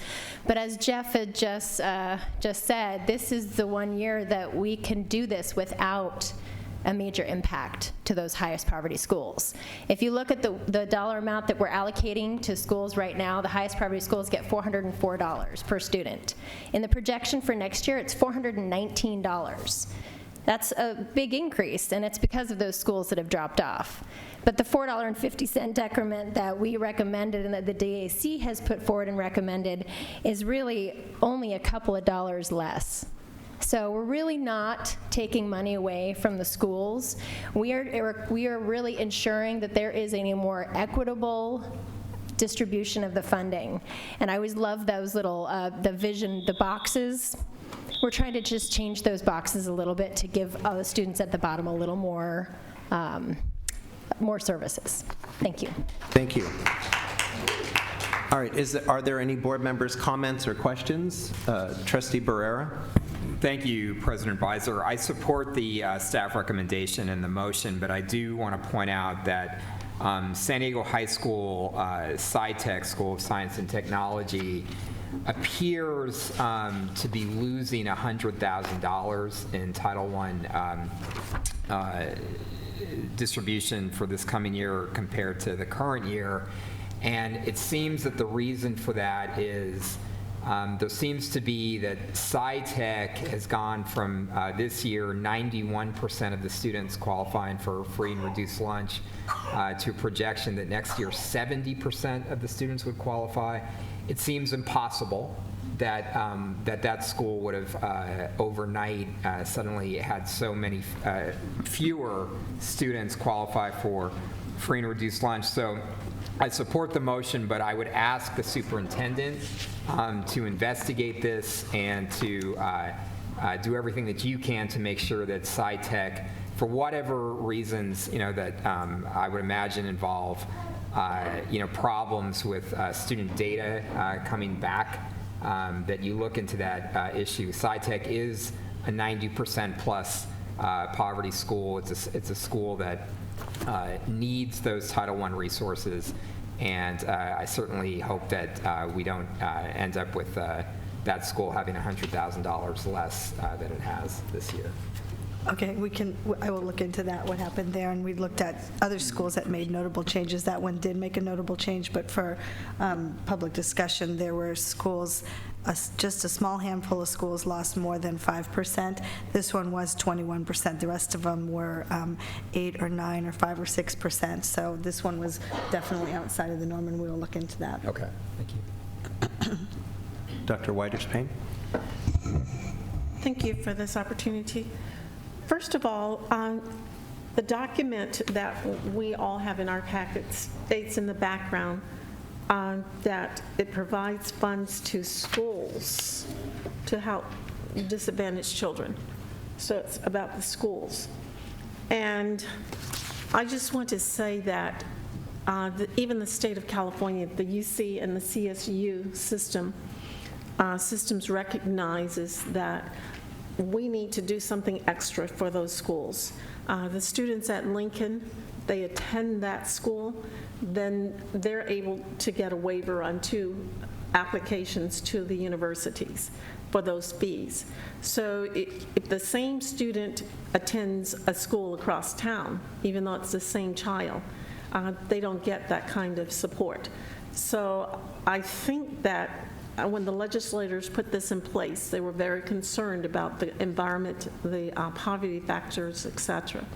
So unfortunately, that's the way it's written. So I support this with a caveat about San Diego High School. Thank you. Okay, I have several thoughts here. I mean, first of all, our aspirational long-term goal is to move all of our students, all of our schools out of this poverty designation.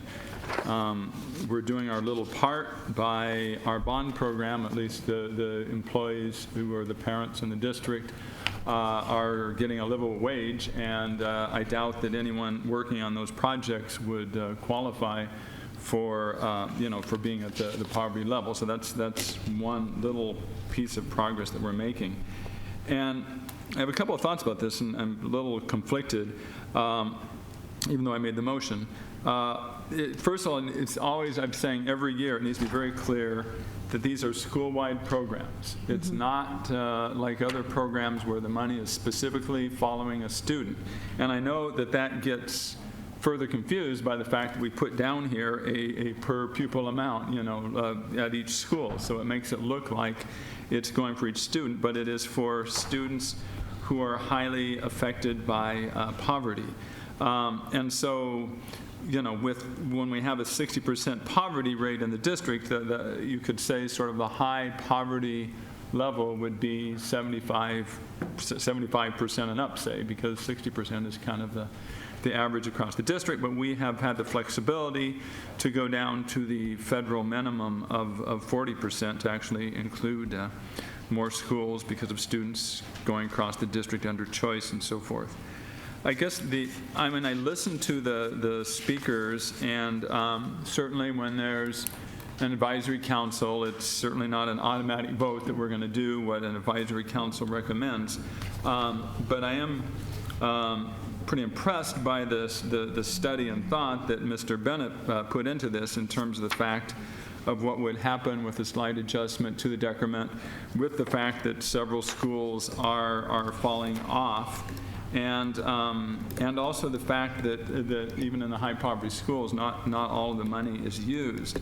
But my problem is, and I'm thinking out loud, is that I would have to see a chart to see if there was, to really be able to see that there was only a very slight effect on some of the higher schools and a substantial effect on some of the lower schools. So here are all the schools that are affected. They're highlighted. If they're yellow, they still have more funds than last year. If they're Mr. Bennett, you're out of order. Would you please take your seat? Okay. Okay. Well, I would. But thank you for the information. Yeah. Okay. So that's my conflict at this point. I mean, there's a bunch of numbers on here that I can't go through right now. But I am interested in the idea, if there was a slight adjustment that did not significantly affect the high poverty schools that benefit some of the other schools, I would take that under consideration. What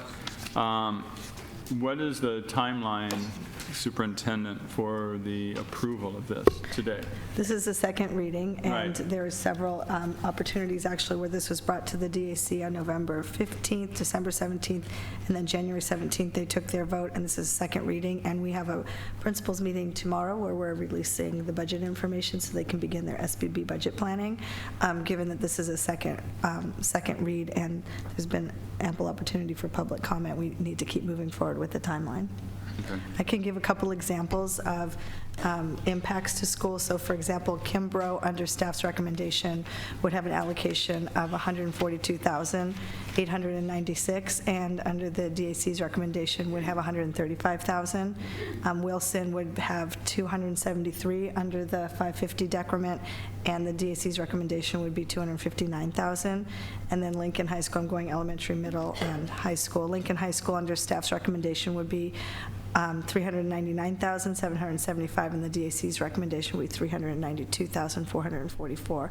And we did some analysis across. I just wanted to pull out a couple of examples of what that would look like. Okay, so you did calculate all the numbers for the scenario. Where the impacts would be, yes. Some would benefit and some would not benefit from this, from that recommendation. Okay, well, okay. All right, any other board members comment? Dr. McQuarrie? Yeah, I'm also conflicted as well. I believe we were going to take action at the last meeting, and we delayed this until this meeting so that we could have stakeholder input. And so I'm assuming that that input was received, and I think many times our advice, and I think we depend a great deal on staff recommendations and expertise that we have there in terms of the big picture and the laws and regulations and rules and how to make equity across the district. And I think our advisory committees are specifically focused on their particular program and students that they service. But they provide important input. And what I want Susie Reed and others to know is that the district advisory committee input is heard. We do listen.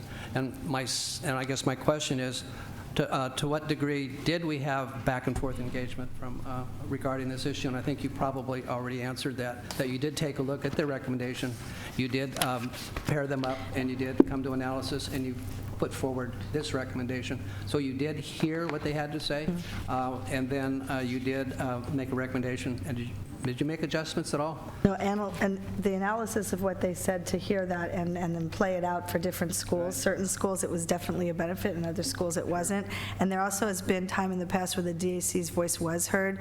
In the past, when we changed from the tiered structure to the decrement structure, the sliding scale, that was a DAC recommendation. So there has been history of us doing that. We take into consideration what their input is, analyze it, look at it through multiple lenses, and then bring forward the recommendation that we believe is in the best interest for the entire district. Their voice does matter. Their Very input much so. is being listened to. Very much so. And then you balance it with the bigger picture. With the bigger picture, exactly. And I did want to also report, because there's been conversation on here around participation in the vote and who's present. So good news is 100% of our schools have their SSC rosters submitted. And when they had this vote on for their recommendation on January 17th, for their recommendation was for the $4.50 decrement. They did have 25 in favor, 19 opposed, and 2 abstentions. So it was a close vote, and there was the attendance that night was across all of the district. I mean, all of the clusters. Well, there was representation across every cluster. But there were 25 plus 19, so just under 50 schools participated out of the 180. Mm-hmm. Or well, there's 10 or 12 that are not Title I, but pretty small percentage, unfortunately. But we've been working on that. Yeah. Okay. Okay, any other board member comments or questions? Okay. I just did want to just ask a couple quick questions. There's 14 schools that are going to fall off this year. Are they going to still receive funds for 1 year for this transition period? No, the 14 that are falling off this year are ones that were grandfathered in. They fell off? They fell off a year ago, and this past year was when they had the extra year. There's just 2 this year, I believe, right? That are falling, I mean, that are being yes. grandfathered. Yeah, Erickson and Patrick Henry. Yeah. Okay, yeah. And then the DAC recommendation, I believe that, as public speakers had mentioned, that the schools with the highest poverty rate would only realize with the DAC recommendation a very small percentage change. It wouldn't be a large percent, with the exception of the San Diego school. That's not as a result of the DAC. Right, no. Right. No, yeah, I know that's not related. Yeah. Right. You know, and as we look at this, at a lot of the schools, and we look at, well, what's the response rate? Are we getting all of the families turning in the forms so that we can have an accurate picture of the levels of poverty in our schools? And we're finding that that a lot of families just are not turning in that paperwork. I've been going around to a lot of schools talking to parents. I've been to several PTA meetings talking to parents and teachers there, to several cluster meetings, and the general consensus that I'm hearing from people across the board is that a lot of families are afraid to turn in their paperwork for a variety of different reasons. And I think that's really unfortunate that we don't really have an accurate picture of what are the challenges of our children in our schools, I believe that our poverty rate is dramatically being underreported because we have so many families that are afraid to turn in their paperwork and share with us their income levels. And this is only another way that children are being hurt, because this is Title I dollars that are not going to those schools and to those children.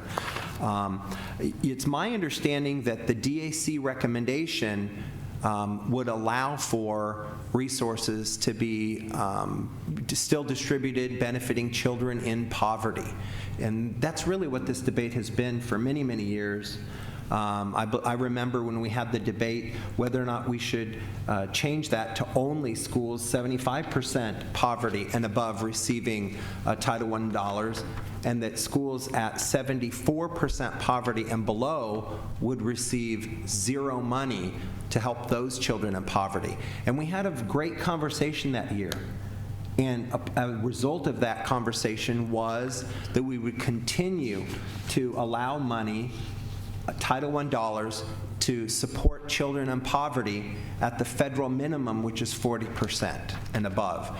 And a part of that grand compromise was to make sure that we still support children in poverty, but that we recognize the realities that children with higher concentrations of poverty do need additional resources, because, as Dr. Evans said, these are school-wide programs benefiting potentially all students. And so as we take a look at that over the years, we've had this conversation to what's the decrement going to be? Is it $4, $4.50? How much money at the for schools only with 40, 41, 42% poverty versus 95 and above? I myself am a teacher in a school with over 90% poverty, and I know firsthand the needs and challenges that we have with such large poverty percentages of children in poverty. But I think Dr. Evans raised a good point that the DAC proposal this time is not to have the same amount for every child, because I don't think I would agree with that at all, because I think we need more resources to go where we have the greater concentrations of poverty. But what I do think is that this DAC recommendation coming forward this time is recognizing that reality and is asking for a very small percentage adjustment so that the schools with 50% or 60% or 70% of their children in poverty might be able to get a little bit more resources to help the children at their schools that are in poverty. So the motion on the floor right now, I believe, is for staff recommendation. In the event that the staff recommendation does not pass, then I would hope that we would then look at the DAC recommendation as a possible way to help support children in poverty. So I will be voting to try to achieve the DAC recommendation so that we can listen to our district advisory committee this year. And not to be too repetitive, but I definitely support the system that we have. Yeah, I do too. In terms of the gradual decline along with the level of poverty.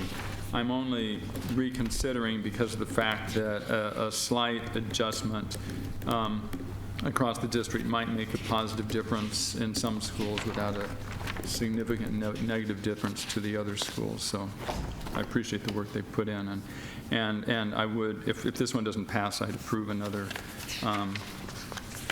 scenario, even though I'm the one that made the motion for purpose of discussion. So we can go ahead and vote. Can I, President Beiser?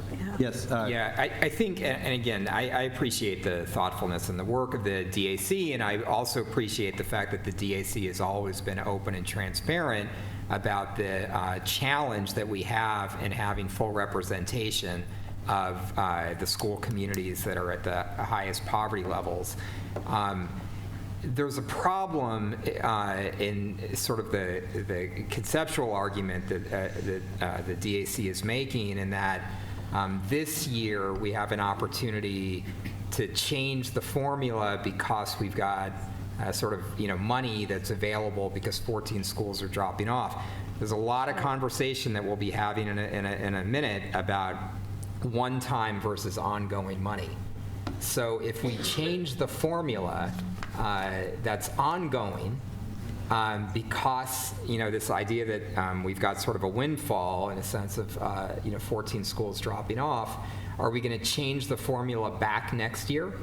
And that produces the kind of inconsistency that I think is difficult for schools to plan for. So I appreciate the thought. However, the result of that thought continues to be that schools 90% and above with the highest poverty will not get as many resources as they would under the staff recommendation. And I think the commitment to equity has to continue to prioritize the needs of schools at those highest poverty levels. Any other board member comments or questions? So the motion on the floor is for staff recommendation, and it's been stated by 2 trustees at the dais that if this doesn't go forward, then there is a sentiment on the board to make a motion to explore or have a conversation about the DAC recommendation to continue the sliding scale so that students in higher poverty schools get more resources. That was, okay. Yeah. So any other board members' comments or questions? Okay, Dr. McQuarrie? Yeah, I'm intrigued by the argument and the possibilities, but what I need to know is what is the, and I think we did have a question about the timeline and the urgency. So could you read? There's a significant urgency with the timeline that the SBBs need to open, and we have the meeting with the principals tomorrow, so we will not be able to go forward with the work that we need to do to be on timeline for our budget for the February and March work ahead of us. Unless the board approves the DAC recommendation, then you would have, then you would agree to approve something tonight. We would not be able to reload the SBBs in time if there's a different recommendation. So this, and I might need Debbie Foster to come up, or Dr. Ottinger to come up and give more detail to that. Dr. Whiters-Payne?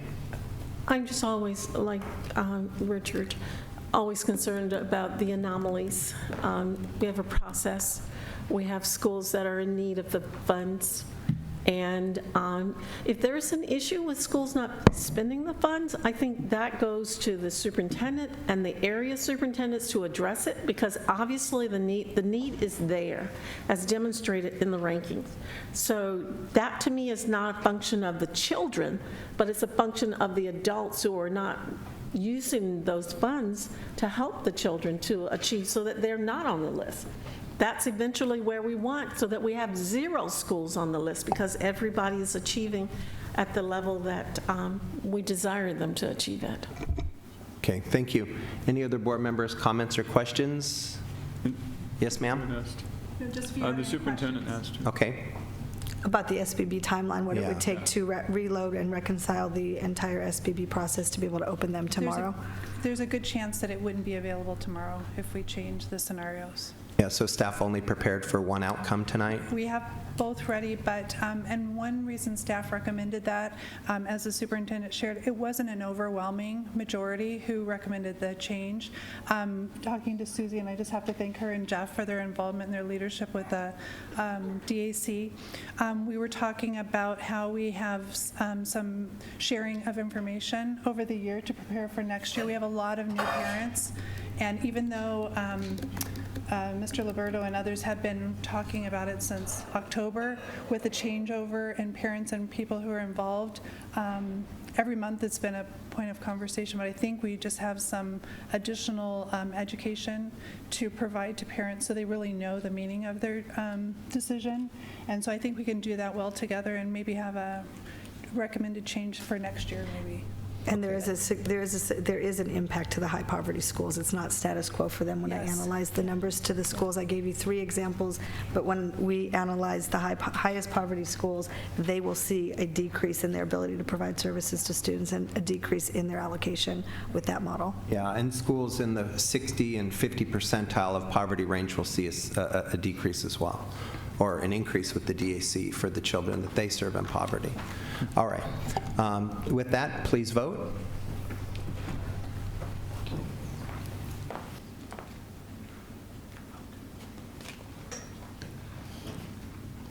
Corey?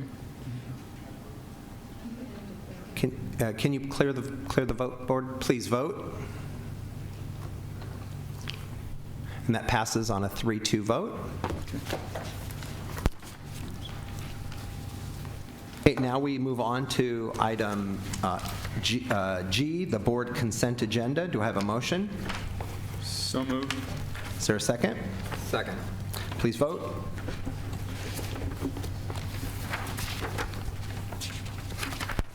Okay, that motion carries. Now we move on to section H in tonight's agenda, and that's operational matters reserved for the board.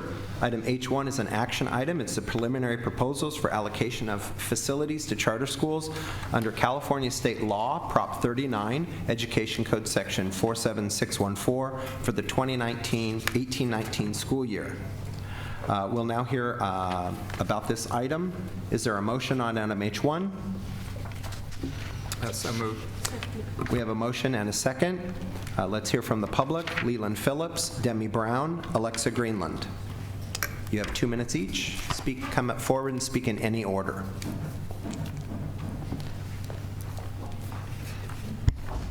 Good evening, President Beiser, Board Trustees, and Superintendent Martin. My name is Demi Brown with Empower Charter School. We just wanted to say thank you to the district staff for continuing the conversation to put forth a final proposal that makes sense for all students in Linda Vista. Thank you. Thank you, ma'am.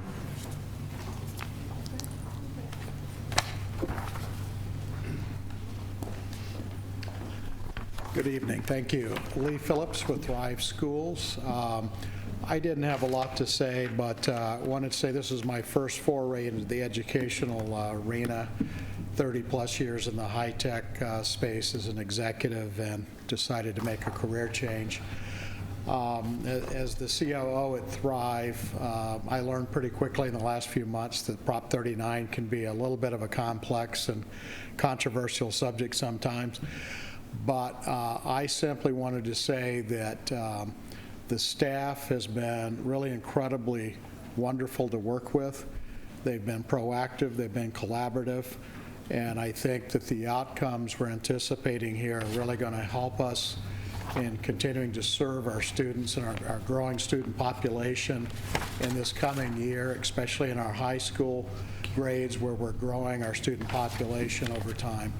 And so I wanted to call out Lee Delgaroff and Dion Harrington and their entire staff for just being wonderful to work with, and we appreciate all the collaboration and hard work.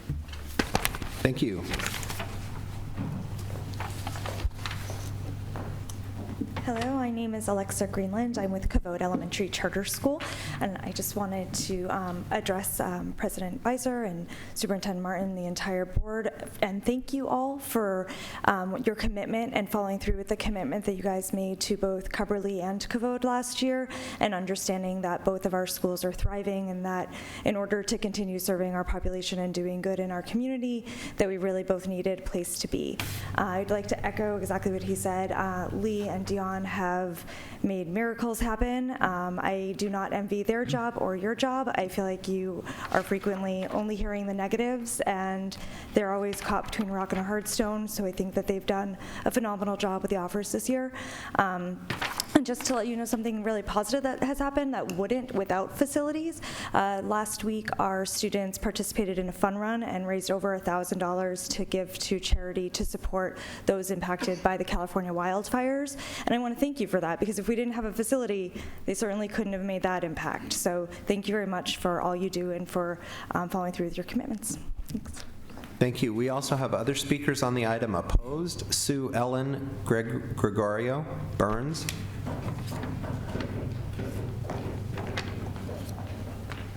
Hello, my name is Sue Ellen. I'm a parent of 2 students currently attending Vista Grande Elementary in the San Diego Unified School District.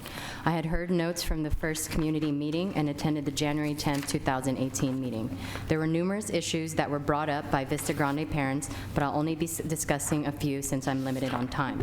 Number 1, the attendance student acceptance cap off for the choice program and the difficulty that military families will have trying to choice their children at Vista Grande. Number 2, the student growth for Vista Grande Elementary. Number 3, the split campus of Elevate Charter School. Kindergarten through 3rd grade is on a private property owned by Faith Community Church.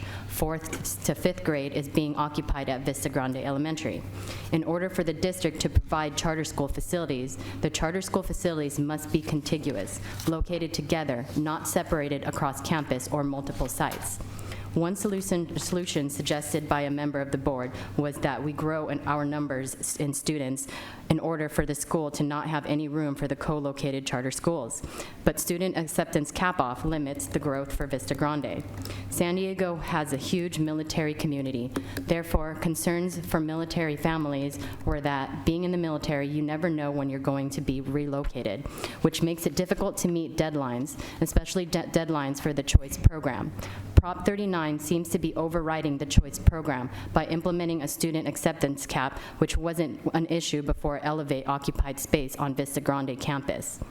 Basically, what I got from the meeting is that the board members are telling us it is what it is. Their hands are tied because they have to abide by the laws of the California Department of Education and Prop 39. But the law does need to be implemented correctly and without bias.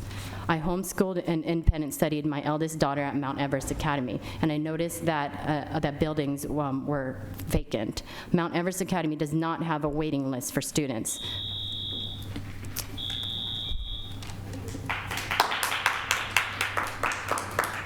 Adrian Fay.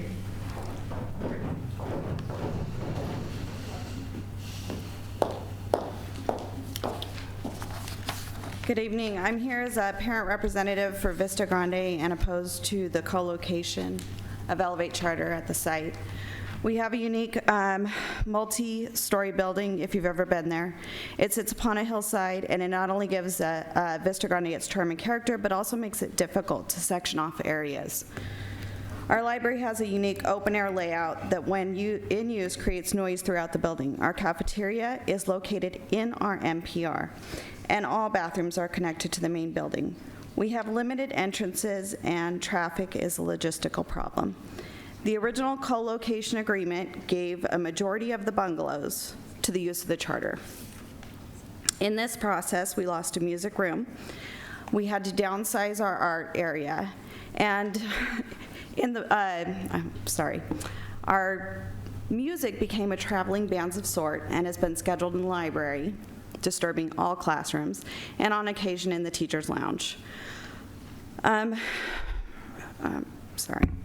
TK is constantly distracted by the noise of the charter students, and unfortunately parents like myself believe that it's become an inequality issue at Vista Grande, as enrichment programs have been threatened by the lack of space. I'm personally disappointed that you've neglected the students of Vista Grande and don't think you understand how much we are sacrificing. You have not listened on behalf of the students that we put in your care. The district continues to hide behind the legalities of Prop 39. However, what about your legal obligations to the students of Vista Grande? Prop 39 states you must offer contiguous space that holds all of the prospective charter students. In this case, we are only hosting part of the total students. I've been told by district employees that it is due to a legal precedence. However, in researching, that's not true. April Croce. Thank you, ma'am.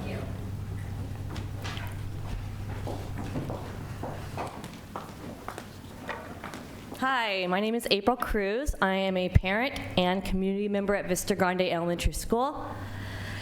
And I'm kind of embarrassed to say I work for San Diego Unified, and I'm disappointed. I do not support this co-location. It was decided and enacted last year with no transparency. There was no community input, and the established district timelines for charter school co-locations were not followed. It's not working. Our students at Vista Grande are being disrupted and displaced due to Elevate. There's no benefit for our students, our school, our community. The charter school sucks time and resources from our administration, clerical staff, and of course our students. Vista Grande is a diverse, inclusive neighborhood school with strong test scores. You should be supporting a school that works, especially after everything I'm hearing tonight. Stop disrupting our students in this co-location. It's not working. Thank you.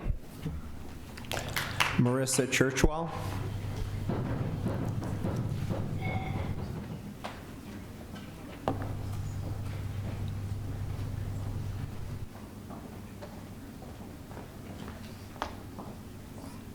My name is Marissa Churchwell, and I'm a parent of students at Vista Grande, as well as a Tirisana community member, as well as a district employee.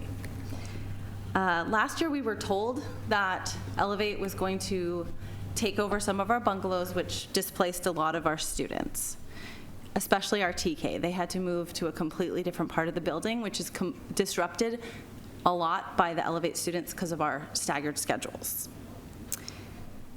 I believe that this bid for them to come back next year should be denied, and they should find, or you should find another space for them. Elevate, the existence of Elevate on Vista Grande campus has disrupted the TK and kindergarten classes due to their shared blacktop and play area. They've moved the space that had the fine artist as well as our music area, which parents fund. Our community funds this, these great programs that are now being threatened.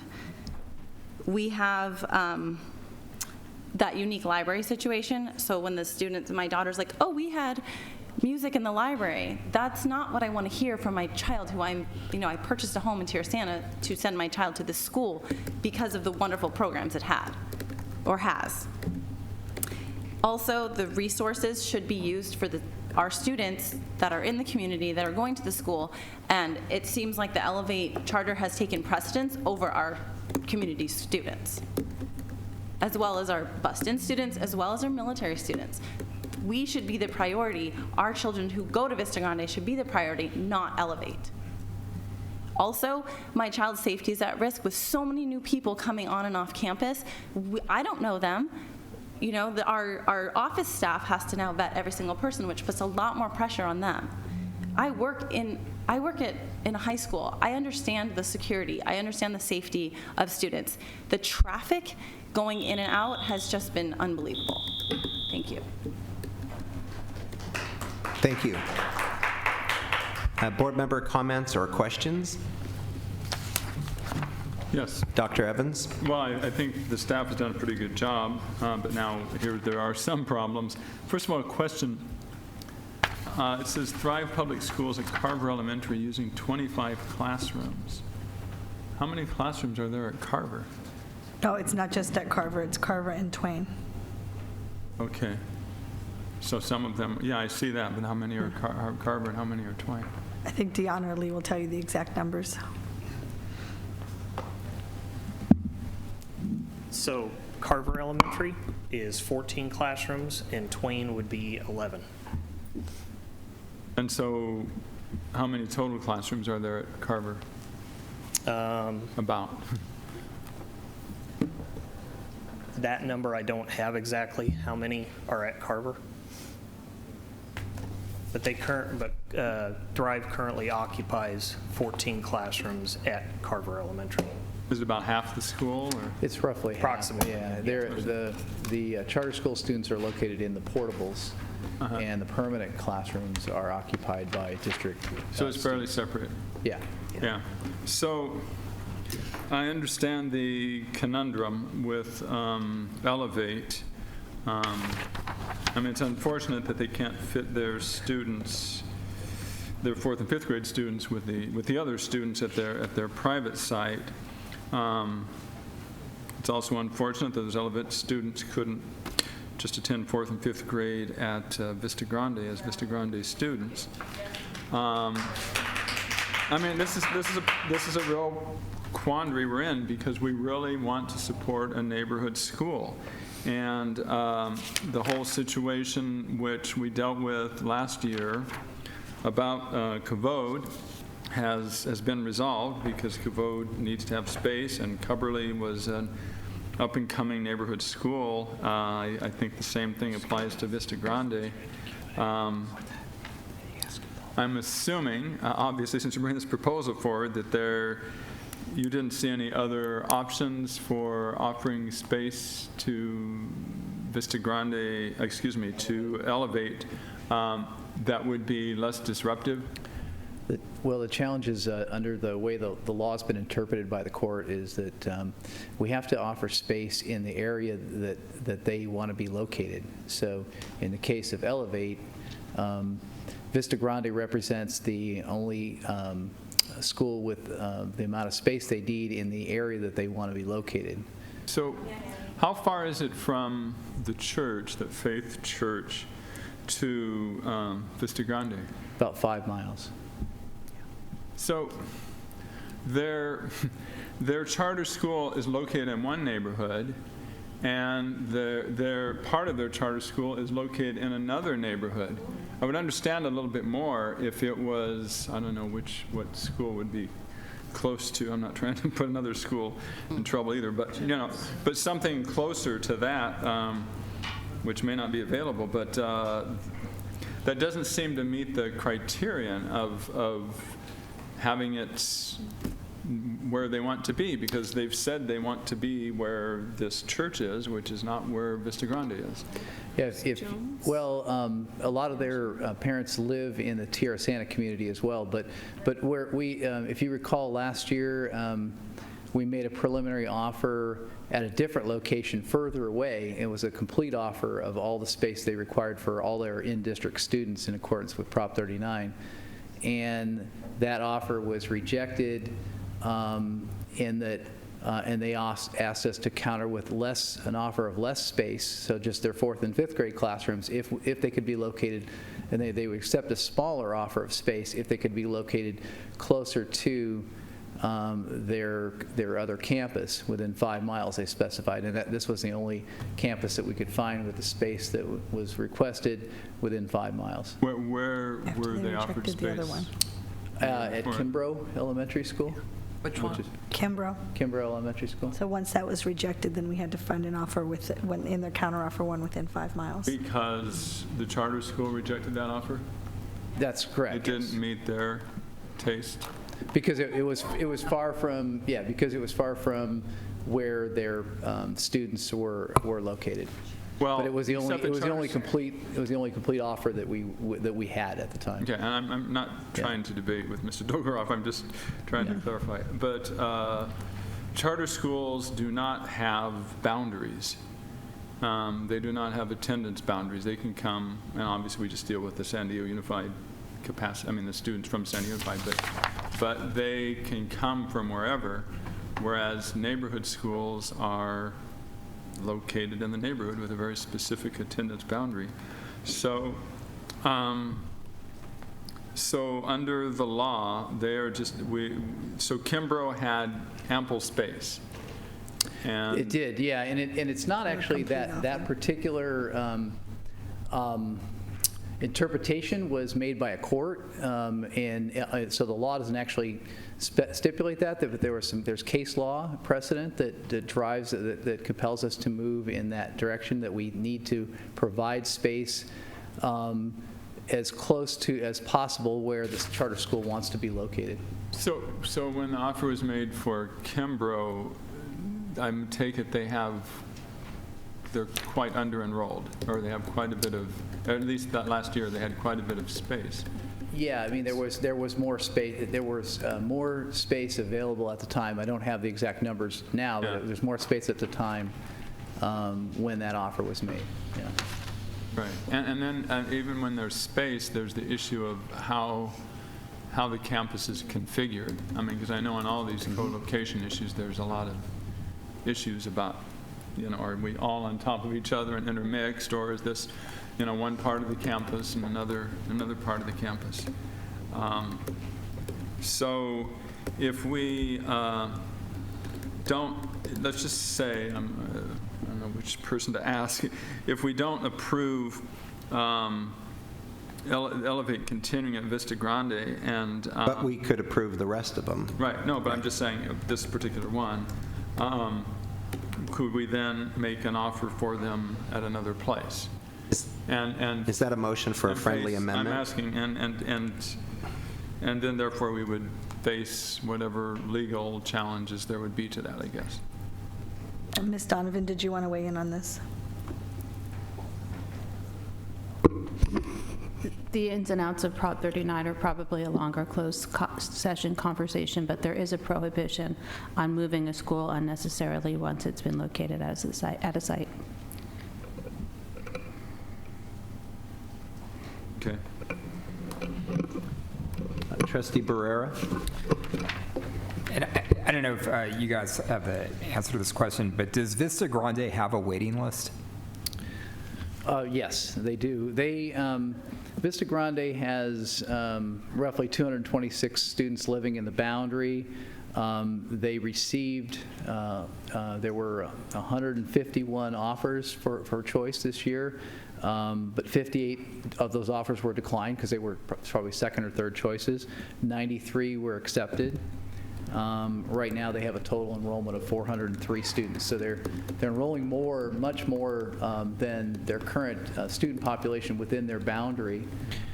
Did the school decline those 50, or did the families decline? The families declined. The families declined. So that's correct.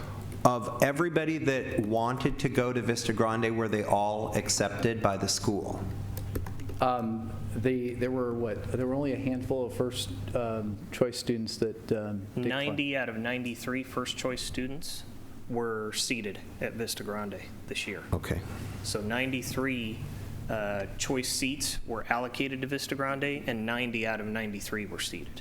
And how was the 93 seats allocated determined? Was that determined because the charter school was there?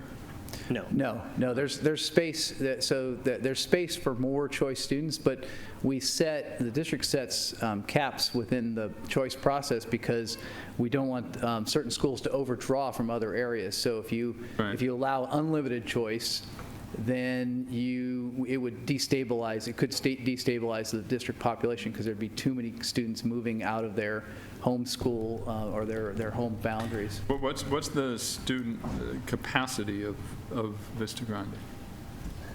Let's see. Capacity, I believe, is a little over 500 students. That's what the capacity is. About 500, and it currently has 440. 403. 403. Yeah. Okay. And so when Mr. Barrera asked about a wait list, what is this wait list for Vista Grande if the 90 out of 93 of the first choices were accepted? What's the deal about a wait list? There were 22 students because of the allocation that for the school. There were 22 students that were waitlisted because they had filled pretty much all of the allocated seats for that school. And out of those 22 students that were waitlisted, 17 ended up back in going to their neighborhood schools. So wait, what? That's a thing that we do at my school. It's called wait what? And we encourage students to use it when something doesn't make any sense and they want clarity. So we have empty classrooms at Vista Grande, and we turn kids away from those empty classrooms. Is that correct? That's correct. Yeah. That doesn't make any sense that we have empty classrooms at Vista Grande and we turned kids away. So that's my opinion. Yeah, so I understand what you're saying about the way that the choice program works, and that we have caps because of, so if we didn't have charter schools, we would still have a choice program that we would want to be careful, to a certain extent about, drawing students, from different parts of the district. That I guess my question more on a sort of a policy level is, do we have the ability, as we consider, the Prop 39 process, to take into account if we had a school with a waiting list, is that something we're allowed to say that affects our decision to offer space, to a charter school? So let's say we have, a school that can accommodate, 500 students, and we have 500 students enrolled in that school, and yet we have a waiting list of 50, and that 50 could attend that school if we didn't give that space up to, to a charter school, are we allowed to take those issues into consideration? If the district had, if the district had enrolled all of the students, then we could take that into consideration. And if that prevented the space, if there just wasn't enough space, then that would cause the district to need to offer a school possibly further away that had enough adequate amount of space. The law seeks to try to keep the charter school contiguous. So there's really two things, and sometimes they're competing interests. But one interest is to try to provide an unmodified block of space so that they're not split up unnecessarily, but also that they be offered space where they want to be located. Yeah, so and I understand that, and I think you answered the question, Lee, but I understand what the law says about, kind of what the rights are in a sense of the charter school. I guess the question is, what are the rights of the district school or the community of people who want to attend a school in the district? Yeah, if we had enrolled, but in this case, if there's enough space to have enrolled all those second and third choice students, and there still would have accommodated the charter school. But you're right, this district has rights, and had we received 200 choice applications and enrolled all of them, then that would have caused us to need to reconsider and move the charter school, and it would not be an unnecessary move because we just don't have the space there. Yeah, I was under the impression that everybody that choiced in was let into the school, and now I'm finding out something different tonight. So I am very, very shocked, and I'd like to make a friendly motion or friendly amendment to the motion to approve all of staff recommendation with the exception of the Vista Grande Elementary School Prop 39 offer, and ask that staff go back and look at that based upon what would be available after the district school gets all the kids that want to go there to fill those classrooms. I'll second that motion, and I have a comment. Okay, Dr. Whitehurst-Payne. They'd still be able to close. There would still be space available. So, can I clarify something? If we enrolled every single child that's on the wait list, there's still enough space for both schools. So how many Elevate students do we have at Vista Grande? Approximately Is it the 3? 85. Grades 4 and 5? Yes. 85, 2 grades. 2 fourth grade and 2 fifth grade classes. And they're asking for 5 classrooms? Yes. 4 classrooms plus office space. So you said that the two considerations are nearby and contiguous. So the offer the previous year was you can't meet both of them, and the offer the year before was for a contiguous one. So how does nearby take precedence over contiguous? How do you decide that? The law states that if you can't find contiguous space at a particular site, that contiguous is considered split up between 2 sites. Nearby the existing site where they wish to be located. Okay, but it's not. I mean, it's 5 miles apart, so it doesn't meet the nearby criteria. I understand it meets nearer by than the other school, but that's a problem. And again, I know the law doesn't deal with this, but there's space in terms of how many desks, how many classrooms, but it doesn't address the configuration of the school in terms of how, I mean, I understand that some schools, if you just have over on another side of the campus a bunch of portables, that's one thing. And I'm sure that at Lindbergh Schweitzer, which is very spread out and has a lot of portables and so forth, that's how Kavod is able to be located there. But and I'm just going by, I haven't actually been to Vista Grande myself, but I'm just listening to the way the school is built and how it doesn't seem real simple to have 2 at the same place. Yeah, there are a lot of challenges, I think. The most concerning to me is the Prop 39 law that says that we are not allowed to have a classroom for instruction for example, for band or music. We're not allowed to have a classroom for instruction like art. And before this co-location, Vista Grande had a room for band and music, and they had a room for art. But because there's a little technical clause in the Prop 39 law that says that you can't count those rooms unless there's a room, each room has to have a roster with a teacher's name on the top of it in order for that room to be classified as not Prop 39 offerable. And I think that that part of the law needs to be challenged. And so Mr. Barrera, you are the maker of the motion to approve. So I would hope that you would accept my friendly amendment to move staff recommendation with the exception of the Vista Grande site so that we can take a look at that a little bit more. Can I add one small Can thing? I offer something as well? Yeah. We have a deadline coming up Right, to that's make what I the was gonna say. preliminary offers that don't allow for that. When is the deadline? February 1st. February 1st. I'm wondering if we don't need a short closed session conversation about what we can do and can't do in the context of Prop 39 before we continue this in public. Recess to closed session for a few minutes. Okay, let's go ahead and, under the direction of the General Counsel, we'll take a short adjournment and recess into closed session upstairs. Thank you.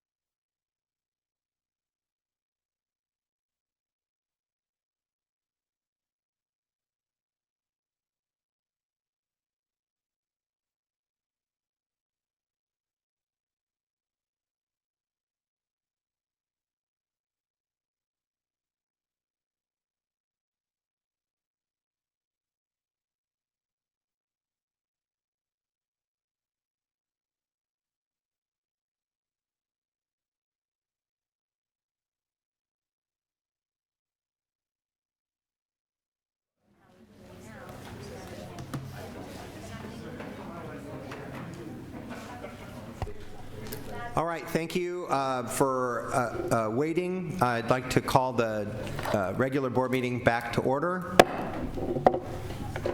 Okay, Trustee Barrera, would you like to speak to your motion? I'll stick with my original motion. Okay, so he is sticking with his original motion to for staff recommendation for all of the Prop 39 offers. Any other board members' comments or questions?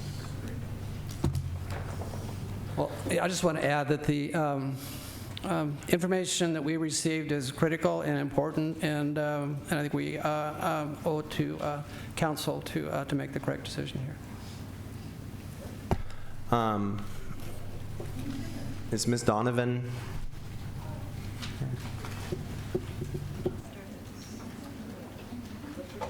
I didn't ask for it. No. Kevin did. Yeah, I would like Ms. Donovan to speak to the Prop 39 law on this motion.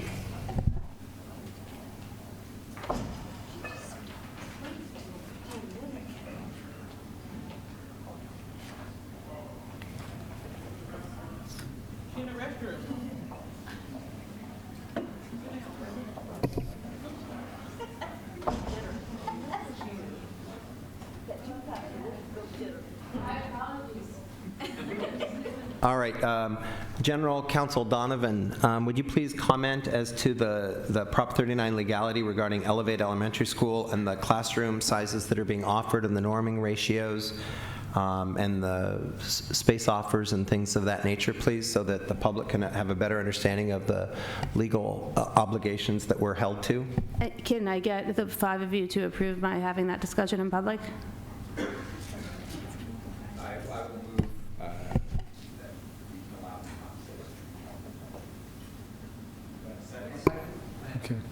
Okay, I have a motion and a second to allow General Counsel Donovan to speak about the Prop 39 law. Thank you. Please vote. Go ahead.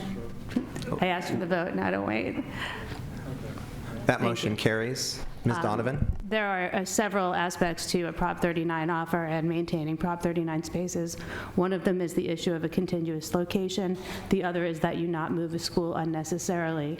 It's my advice, based on what's been discussed this afternoon and this evening, that staff recommendation in this instance be upheld. Thank you, ma'am. Any other board member comments or questions? I do have, just a couple comments here. I think that there are parts of the Prop 39 co-location law that I think a lot of people don't agree with and that need to be adjusted and changed. To that end, I hope that we'll continue to work together to encourage folks to look at the Prop 39 law and to empower our representatives in Sacramento to figure out strategies to edit it, change it, and make it better for both charter schools and district public schools. I would also hope that we would allow all the 22 children that are on the wait list to attend Vista Grande Elementary School next year. I think that that would be something that I would hope we would allow the kids to do in Tierra Santa. Also, I've said this before and I'll say it again, I think that when elementary school or a school has a band class or an art class, that space should be able to occur outside of the Prop 39 law. And I think that we're doing a huge disservice in the state of California, not just to Vista Grande, but to elementary schools and other public schools up and down the state of California, because I don't think this is the right thing for kids. I'm a teacher at a co-located school myself. Castle Park Middle School, we're co-located with a charter school. Over the last several years, as our enrollment has increased, there have been fewer and fewer classrooms offered to that co-located charter school. And I hope that we can also recognize one of the other items on this agenda is decoupling of a co-location in Serra Mesa, where Kavod Charter School is now moving out of Cubberley Elementary School. So Cubberley Elementary School is getting their whole campus back with this offer tonight. and they're getting a new location that has much more room for them to grow into their own, so that they can then thrive there. So I hope that we'll look at potential opportunities in the future for Elevate to hopefully in the next year move off of Vista Grande and find a contiguous site elsewhere that's not co-located with a district school. And to that end, I will continue to work with staff and our general counsel to achieve that goal. With that, please vote on the Prop 39 offer from staff recommendation as recommended by the general counsel as well. That motion passes, unfortunately. On to item H2, which is an action item, appointments to the Board Advisory Committee on School Board Member Elections. I'd like to make an amendment to my appointment and replace John Gordon with Taisha Brown.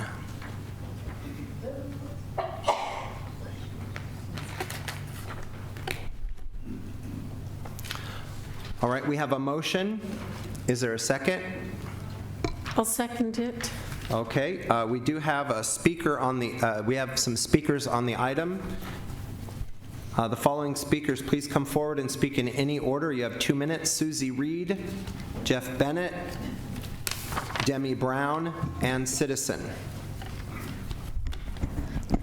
I'm very concerned about how this issue has been brought up through San Diego Unified School District. First of all, the secret meetings that Barrera and Sharon Whitehurst Payne held, that wasn't a proper forum. Your bylaws specifically state that you can form a committee, as you're doing tonight, but you've already had 2 meetings in which Barrera presented all of his issues and exactly what he wants his agenda to be out in the public. Nothing changed. People were sitting in that meeting, discussed it, and Barrera still has his list. That list does not correspond to what the city attorney said at the city council meeting, that the issues that Barrera wants to turn into his political issues using taxpayer money should not be on that list. And again, he's going to use his power, and he's going to abuse his power to further his political agenda. But taxpayer money cannot be used to advocate for one position or another. You can provide information to the public, but you do not have the right to use our money for your political purposes. And I want you to all direct yourselves to not let Richard be the puppeteer in this issue. He's been the puppeteer many times. He's a puppeteer now, but he can't do this with our taxpayer money.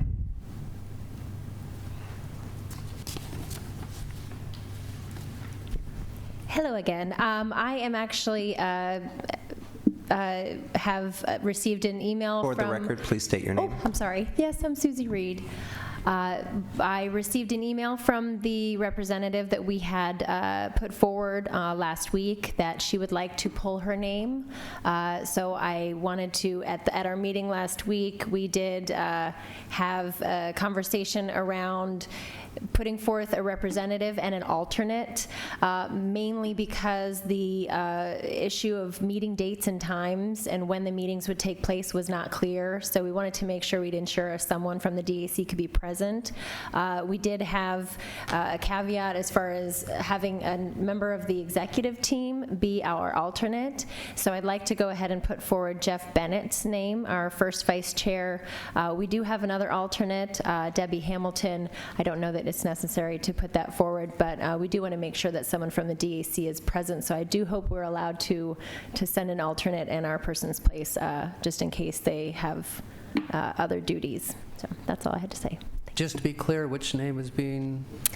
Jeff Bennett. Which name is being pulled? The name is being pulled is Tamara Hurley. Do we have written notification of that? I received an email, and I can forward it to whoever needs to get it, if need be, if there is a official. I did not get clarification on how to make that official. So do we know if Jeff Bennett is really willing to do it? Just kidding. Yes, and I have confirmation that there will be no wild antics, and he will behave himself. Thank you. Okay. Yes, he will.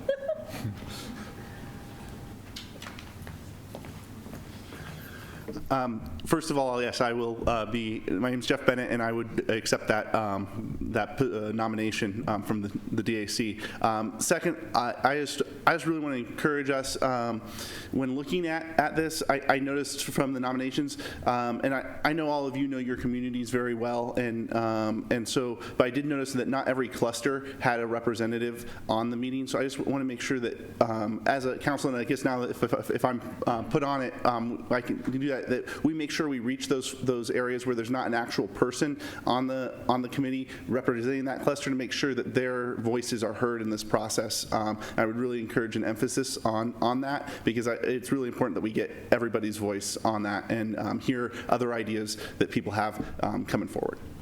Thank you.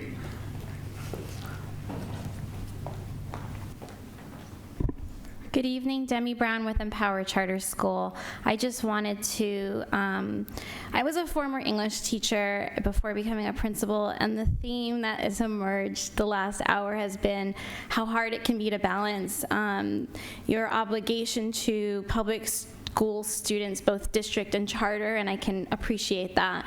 And so with that said, another voice of gratitude from the charter school community. It's my understanding that Mr. Beiser proposed that a charter school representative be on this committee, and that Mr. Barrera will be putting that forth. So thank you for that, and thank you for all you do to meet the needs of all of our public school students in San Diego. Thank you. Are there any board member comments or questions? Okay, just, yeah. Go ahead, sir. Yeah. I just wanted to comment on how grateful I am from the student perspective for being nominated for this. So thank you, Dr. Lee Evans and Trustee Barrera and Dr. Whitehurst-Payne for making this possible. I just really wanted to say that nowhere else would a student be able to take on such a meaningful and integral role in this process of making a recommendation for a ballot initiative consideration. So I think this is all about propelling students in a way that kind of puts them in a more prominent place to shape their community. So thank you again. Thank you, turn sir. 18. July 15th. Okay. Register to vote. Time for the November election. Dr. Whitehurst-Payne. Well, first of all, I want to thank Carly Van Holten for agreeing to serve. She is the student who the Rotary Club sent to Europe last summer, and she became an ambassador for San Diego, for California, for the United States. And she had several of her friends wanting to come and visit us based upon her going there and spending a couple of weeks. She has also been interviewed by Stanford for enrollment, so we're excited and hopeful that everything will turn out there. So she's a student at Lincoln High School, a senior there, so I'm really excited that she agreed to serve. Linda Legretti is someone who has service clubs all over my district. In fact, I have cards from several of them from the clubs that they are members of throughout the community. And I think Dwayne Crenshaw made his voice heard when he came here the last time we discussed this issue. So I'm excited about the folks I'm putting forward. Thank you. Any other board member comments or questions? Dr. McQuarrie? I'll make a brief comment about Cecilia Lopez, who was a student attending high school Mission Bay. She was at our last meeting here. Wanted to remind you that she went to the Language Academy, which is in the Hoover, San Diego, Patrick Henry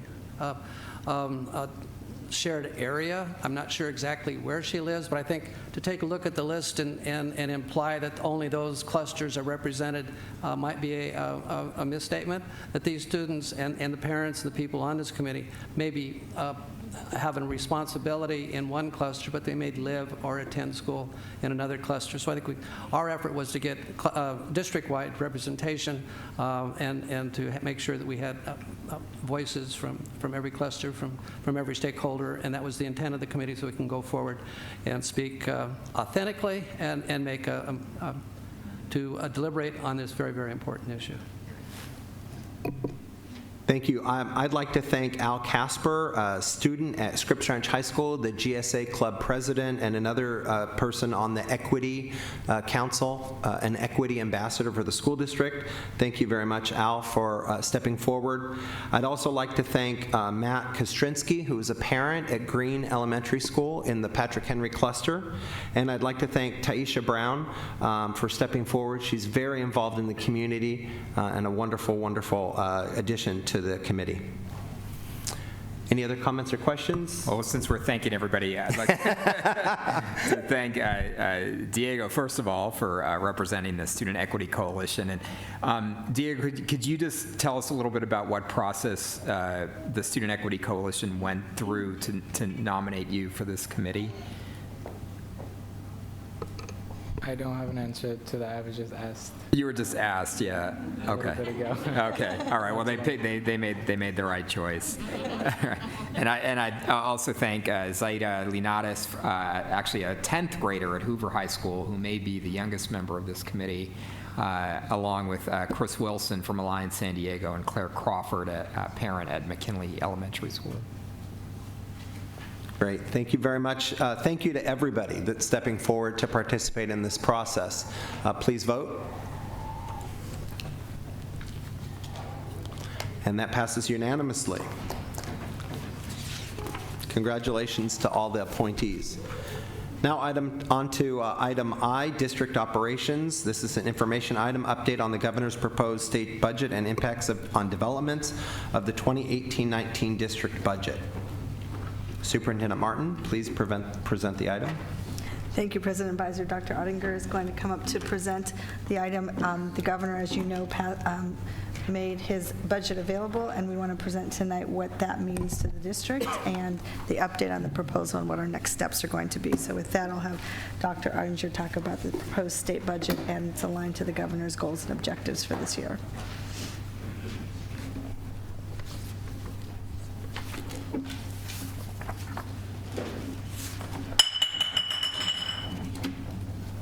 With that, thank you, President Beiser, Vice President Whitehurst-Payne, members of the board, including Mr. Nguyen.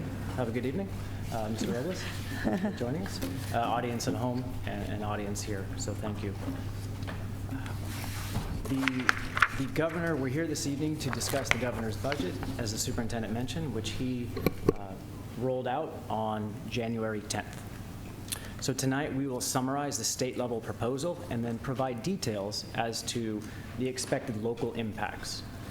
But first, I also, since it was delegated to the superintendent, I did want to note we had an earlier speaker, one of our colleagues, who was asking about the Mr. Holland's Opus grant. That is on the board agenda this evening, and so that pending approval will move forward.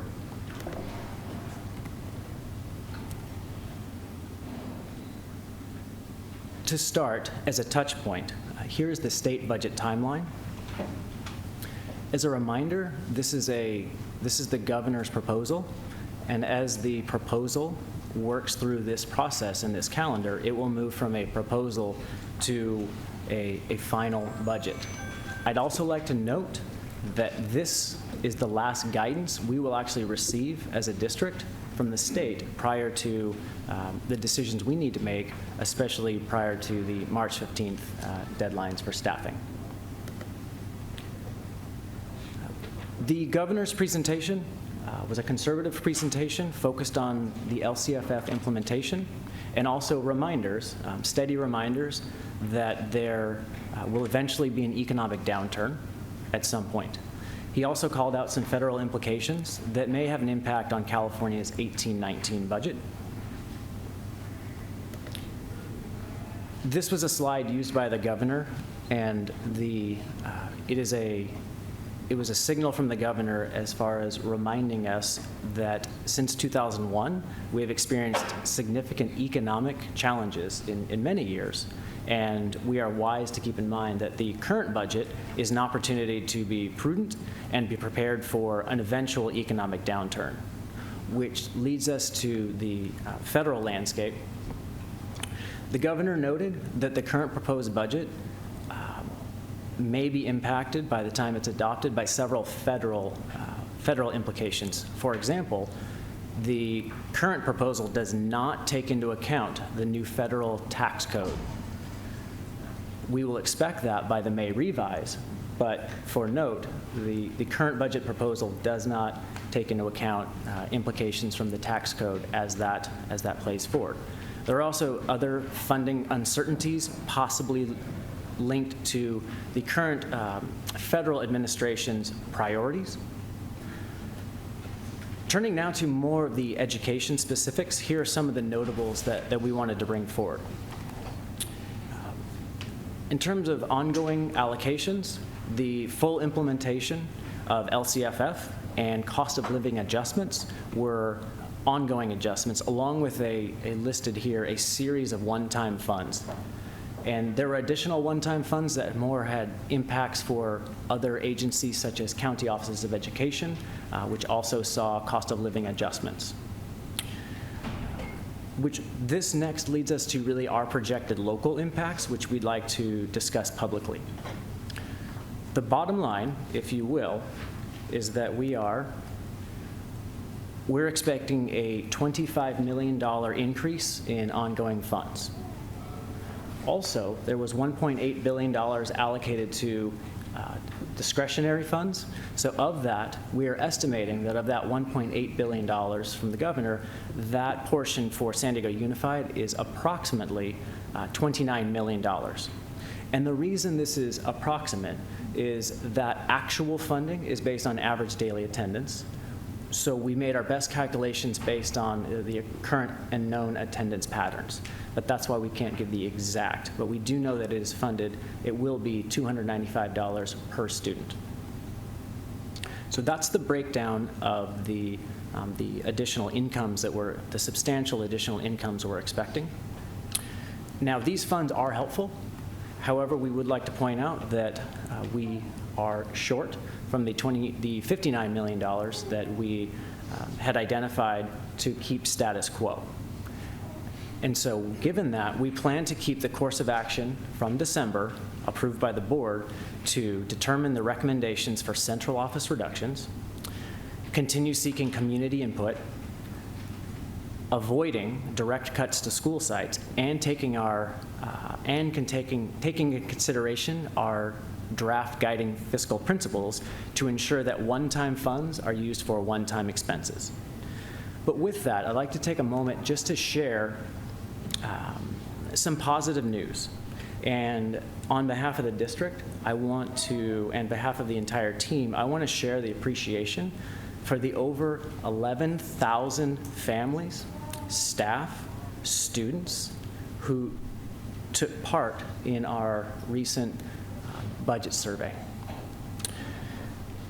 With that, the executive team has taken a close look, and we are reviewing data and information, and the executive team, per the board's direction, is taking a look at every central office department and assessing the impact to students and evaluating the alignment with the expressed community values throughout the year, and in addition, the budget survey.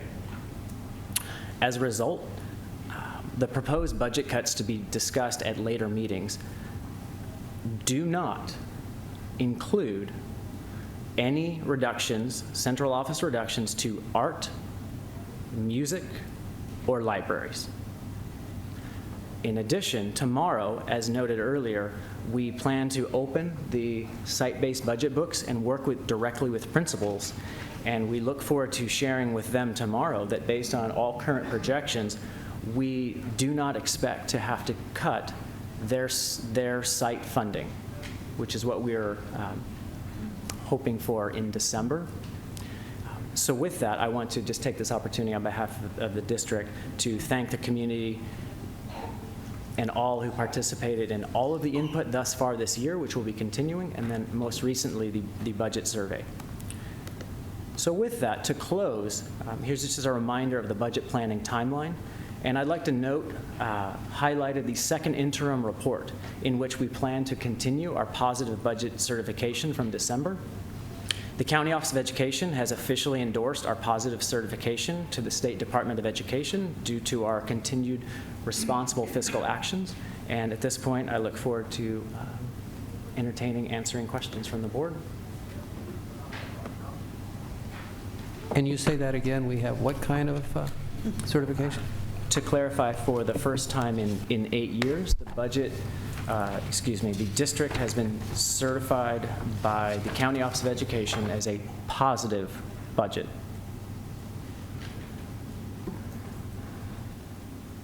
Any other board member comments, questions? We have one speaker who's opposed. Citizen?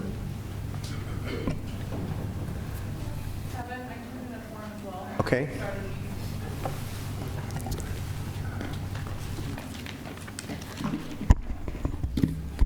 We can blame the board for this budget mess. The board's mismanagement of all the money is the problem. And now, parents are worried about losing valuable services. And everybody will plead for their programs instead of putting the blame for this budget mess where it belongs, on Richard Barrera, John Lee Evans, and this board. And John Lee Evans is wrong when he says that California is 47th in the nation per pupil spending. It is actually going to be over $16,000. And the money's been going up, up, up, up. And on top of that, you've got parents that are paying for uniforms, and they're paying for supplies, and they're paying for gift baskets, and they're paying for field trips. So on top of that $16,000, why don't you add another $500 to $600 for your budget that you're taking out of the parents' pockets. So with all that money pouring in, and Martin's approval, you guys cut into this district deeply. The operational costs were laid out for years, but the board had so much money, it had more money, so it just added more $100,000 bureaucrats, created more useless departments, wasted money, $25,000 for an auditorium at the University of San Diego for a principals meeting. We've got an auditorium right here that costs nothing. Parents should not have to beg for programs when the per pupil spending has increased from $8,500, which is what John Lee Evans tries to cite on his chart. That's pretty strange. Shows it's this much of a budget deficit and then this much of $1.3 million, which should actually be like this, because $1.3 million is a lot of money that you've mismanaged. And that, I don't think, includes all the Prop Z monies that we spend on our children. And I already talked about what the parents pay to support children. So if there's any blame, the blame is on the board for this budget mess. Lindsay Birmingham and Stryker Birmingham.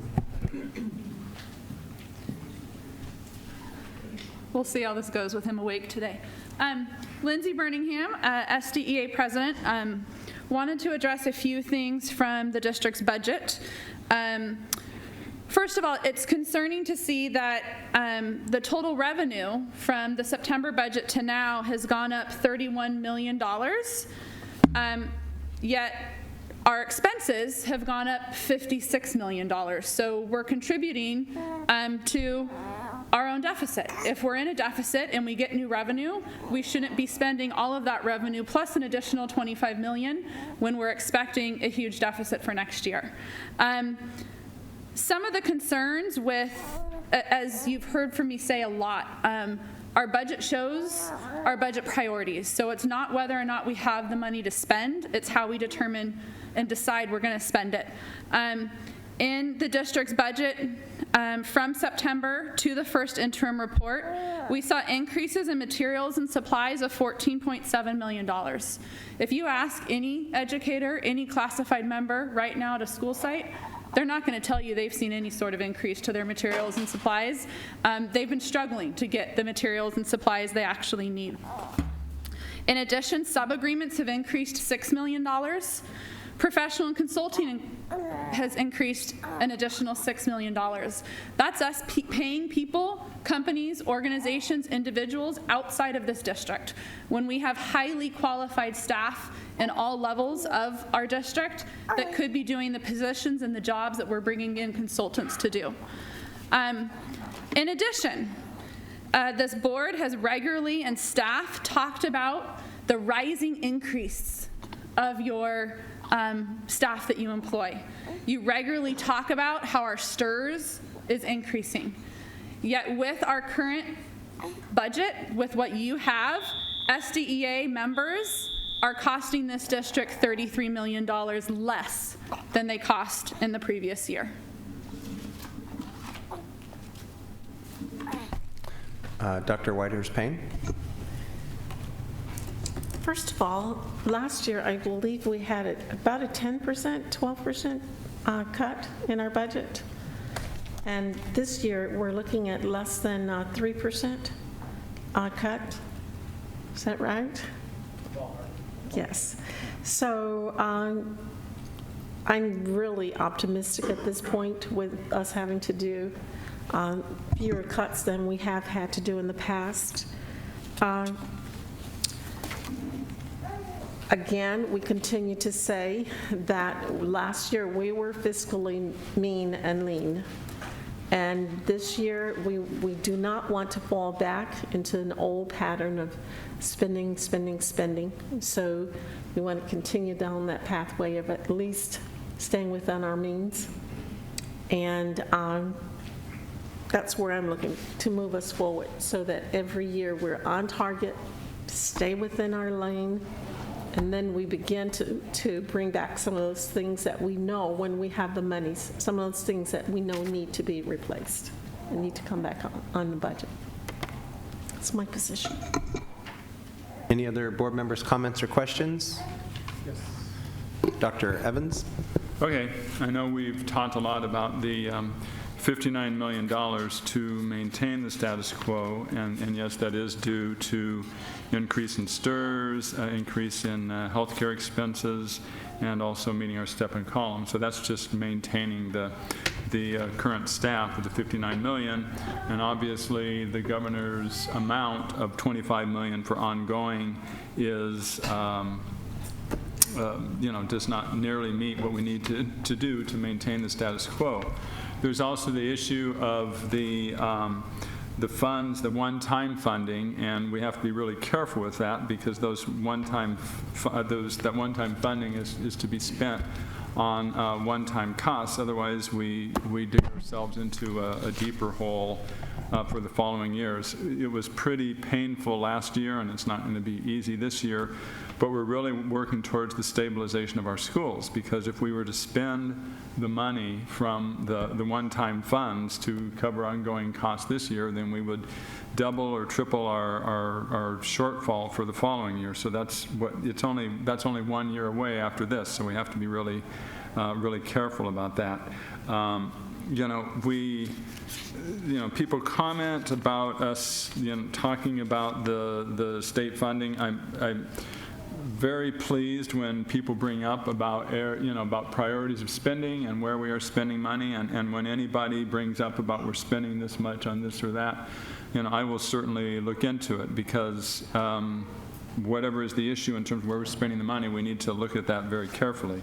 If people want more information on the difficulties of the education budget in California, you can go to ed100.org, which is a group of education finance experts from Ed Trust West and a lot of other organizations that give a lot of the information that we've put out there, that we're at 72% of the national average for public school funding, about half of what New York spends.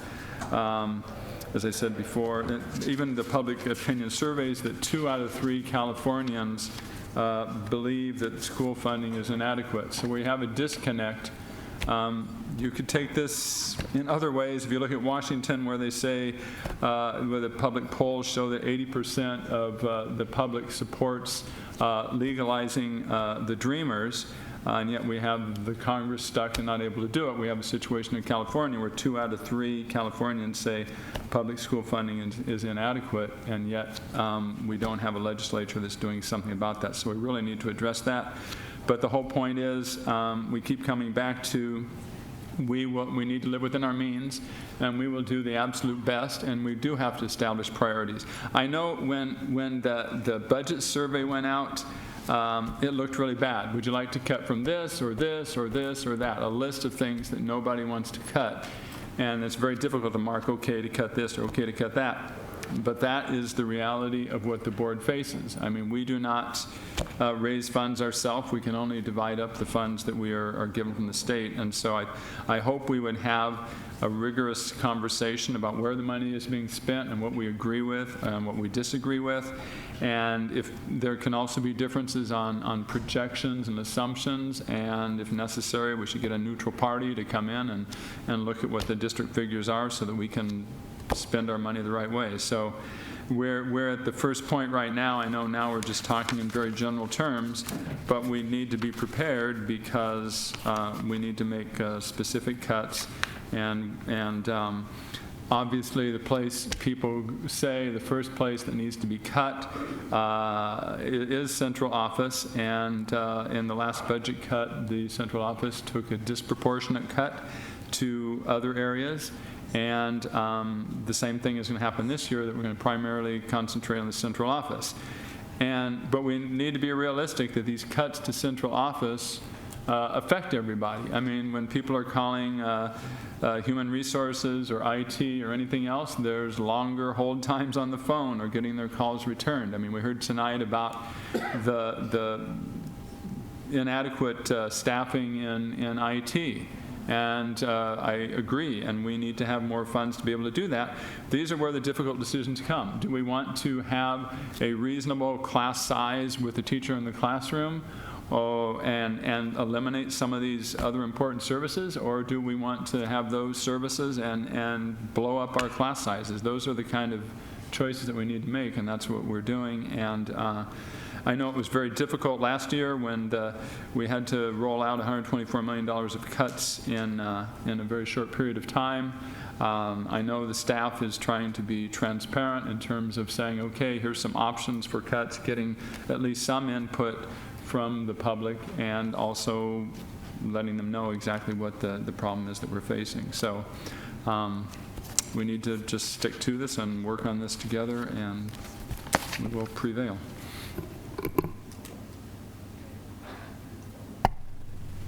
Dr. McQuarrie? Right. So a couple of things. One is that there are the numbers, and we can debate the numbers, discuss the numbers, and make decisions based on numbers. But I think more importantly, it really is about the conversation. It's about the transparency, and it's about the accountability. And we get transparency and accountability when we have conversations back and forth. And our effort to reach out and do this survey was one effort to get input, but it needs to go 360. It needs to be a full circle. Like the district has offered to do town halls and meetings throughout our clusters in order to get input and to have that conversation. The impression that came across last year was that we here at the board were making major decisions without meaningful input and without authentic participation. And though we believed we were, the impression was that we could have had more input. I want to make sure that as we go through this year and this process is that we do reach out, engage our stakeholders, engage our communities, and engage our bargaining units and communities to ensure that they understand what we're doing, what the challenges that we have, and what Trustee John Lee Evans has suggested is that these are tough decisions and involve complicated issues, and I think we need to make the extra effort to ensure that we have participation, we have communication, we have engagement, and we develop understanding. Okay, thank you very much. Any other board member comments or questions? Okay, Superintendent Martin, did you want to speak to some of the numbers that finance has put together with just some a little bit more information with increased costs for next year? Oh, the STRS and PERS increases $12.4 million, and healthcare increases are $4.8, and the step and column increases $9.2 for a total of $26.4 million. Those are some initial calculations. Okay, thank you. So according to finance's numbers, the increased expense to the overall school district for STRS and PERS is $12.4 million increase. The increased cost for the school district for healthcare is an additional $4.8 million increase next year, and that the step and column increase is an additional $9.2 million more next year, for a total of $26.4 million in increases next year just in those categories. Thank you. All right, this is an information item. And so now we move on to the items in the superintendent's consent agenda that were pulled and that we'll consider at this time. Do I have a motion for item J1, 7, 8, 10, 15, and 16? Okay, all right, so we have Citizen. You have 2 minutes to speak on the ones that you wanted to speak about, please. That's not really fair. That doesn't give me very much time. Regarding field trips, I have concerns because we still have parents paying for field trips, and you shouldn't be doing that. You're talking about all this money, but at Logan Elementary, there's no money for field trips. The parents are told there's no money for buses. You're not going to the to the marine fields out on the ocean. There's no money. And then the other kids that are receiving field trips are having to pay for them, and that's your responsibility. And that's a matter of priorities. There's no money for field trips because Cindy Martin wants to employ her buddy that has no college degree at a cost of $160,000. I'll skip J8. I don't have the time to do that. Mr. Holland's Opus. Last year, there was an illegal contract in which Mr. Holland's Opus contract, that's the one that is going to bring instruments, and it specified that you could only have the instruments if a teacher, a specific named teacher, was hired, was kept. In other words, no instruments if we don't get the teacher that Mr. Holland's Opus wants. And you can't do that. You can't specify for any grant, because then everybody's running around getting grants to save their job. But what people don't see is that, sure, you saved that person's job, but that's still adding to the retirement costs and the benefit costs that are ongoing. You hire them for one grant, but now you've got them for the long term, and that's very expensive. J15, outside counsel, J15 and 16, more outside counsel, over $400,000. Where's that money coming from? Where is that department's budget? There's another one, J15, $1 million, and this current year, $680,000. And that's it. Thank you. There's a lot of money there. You're not watching where you're spending it. Thank you. Francine Maxwell on J7, you have 1 minute.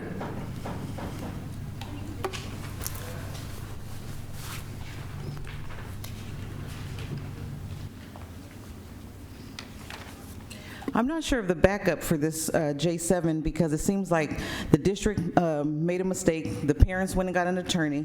And so I'd like for us to look at the special ed in District E, because the ed code 489005B, alternative interventions before suspension.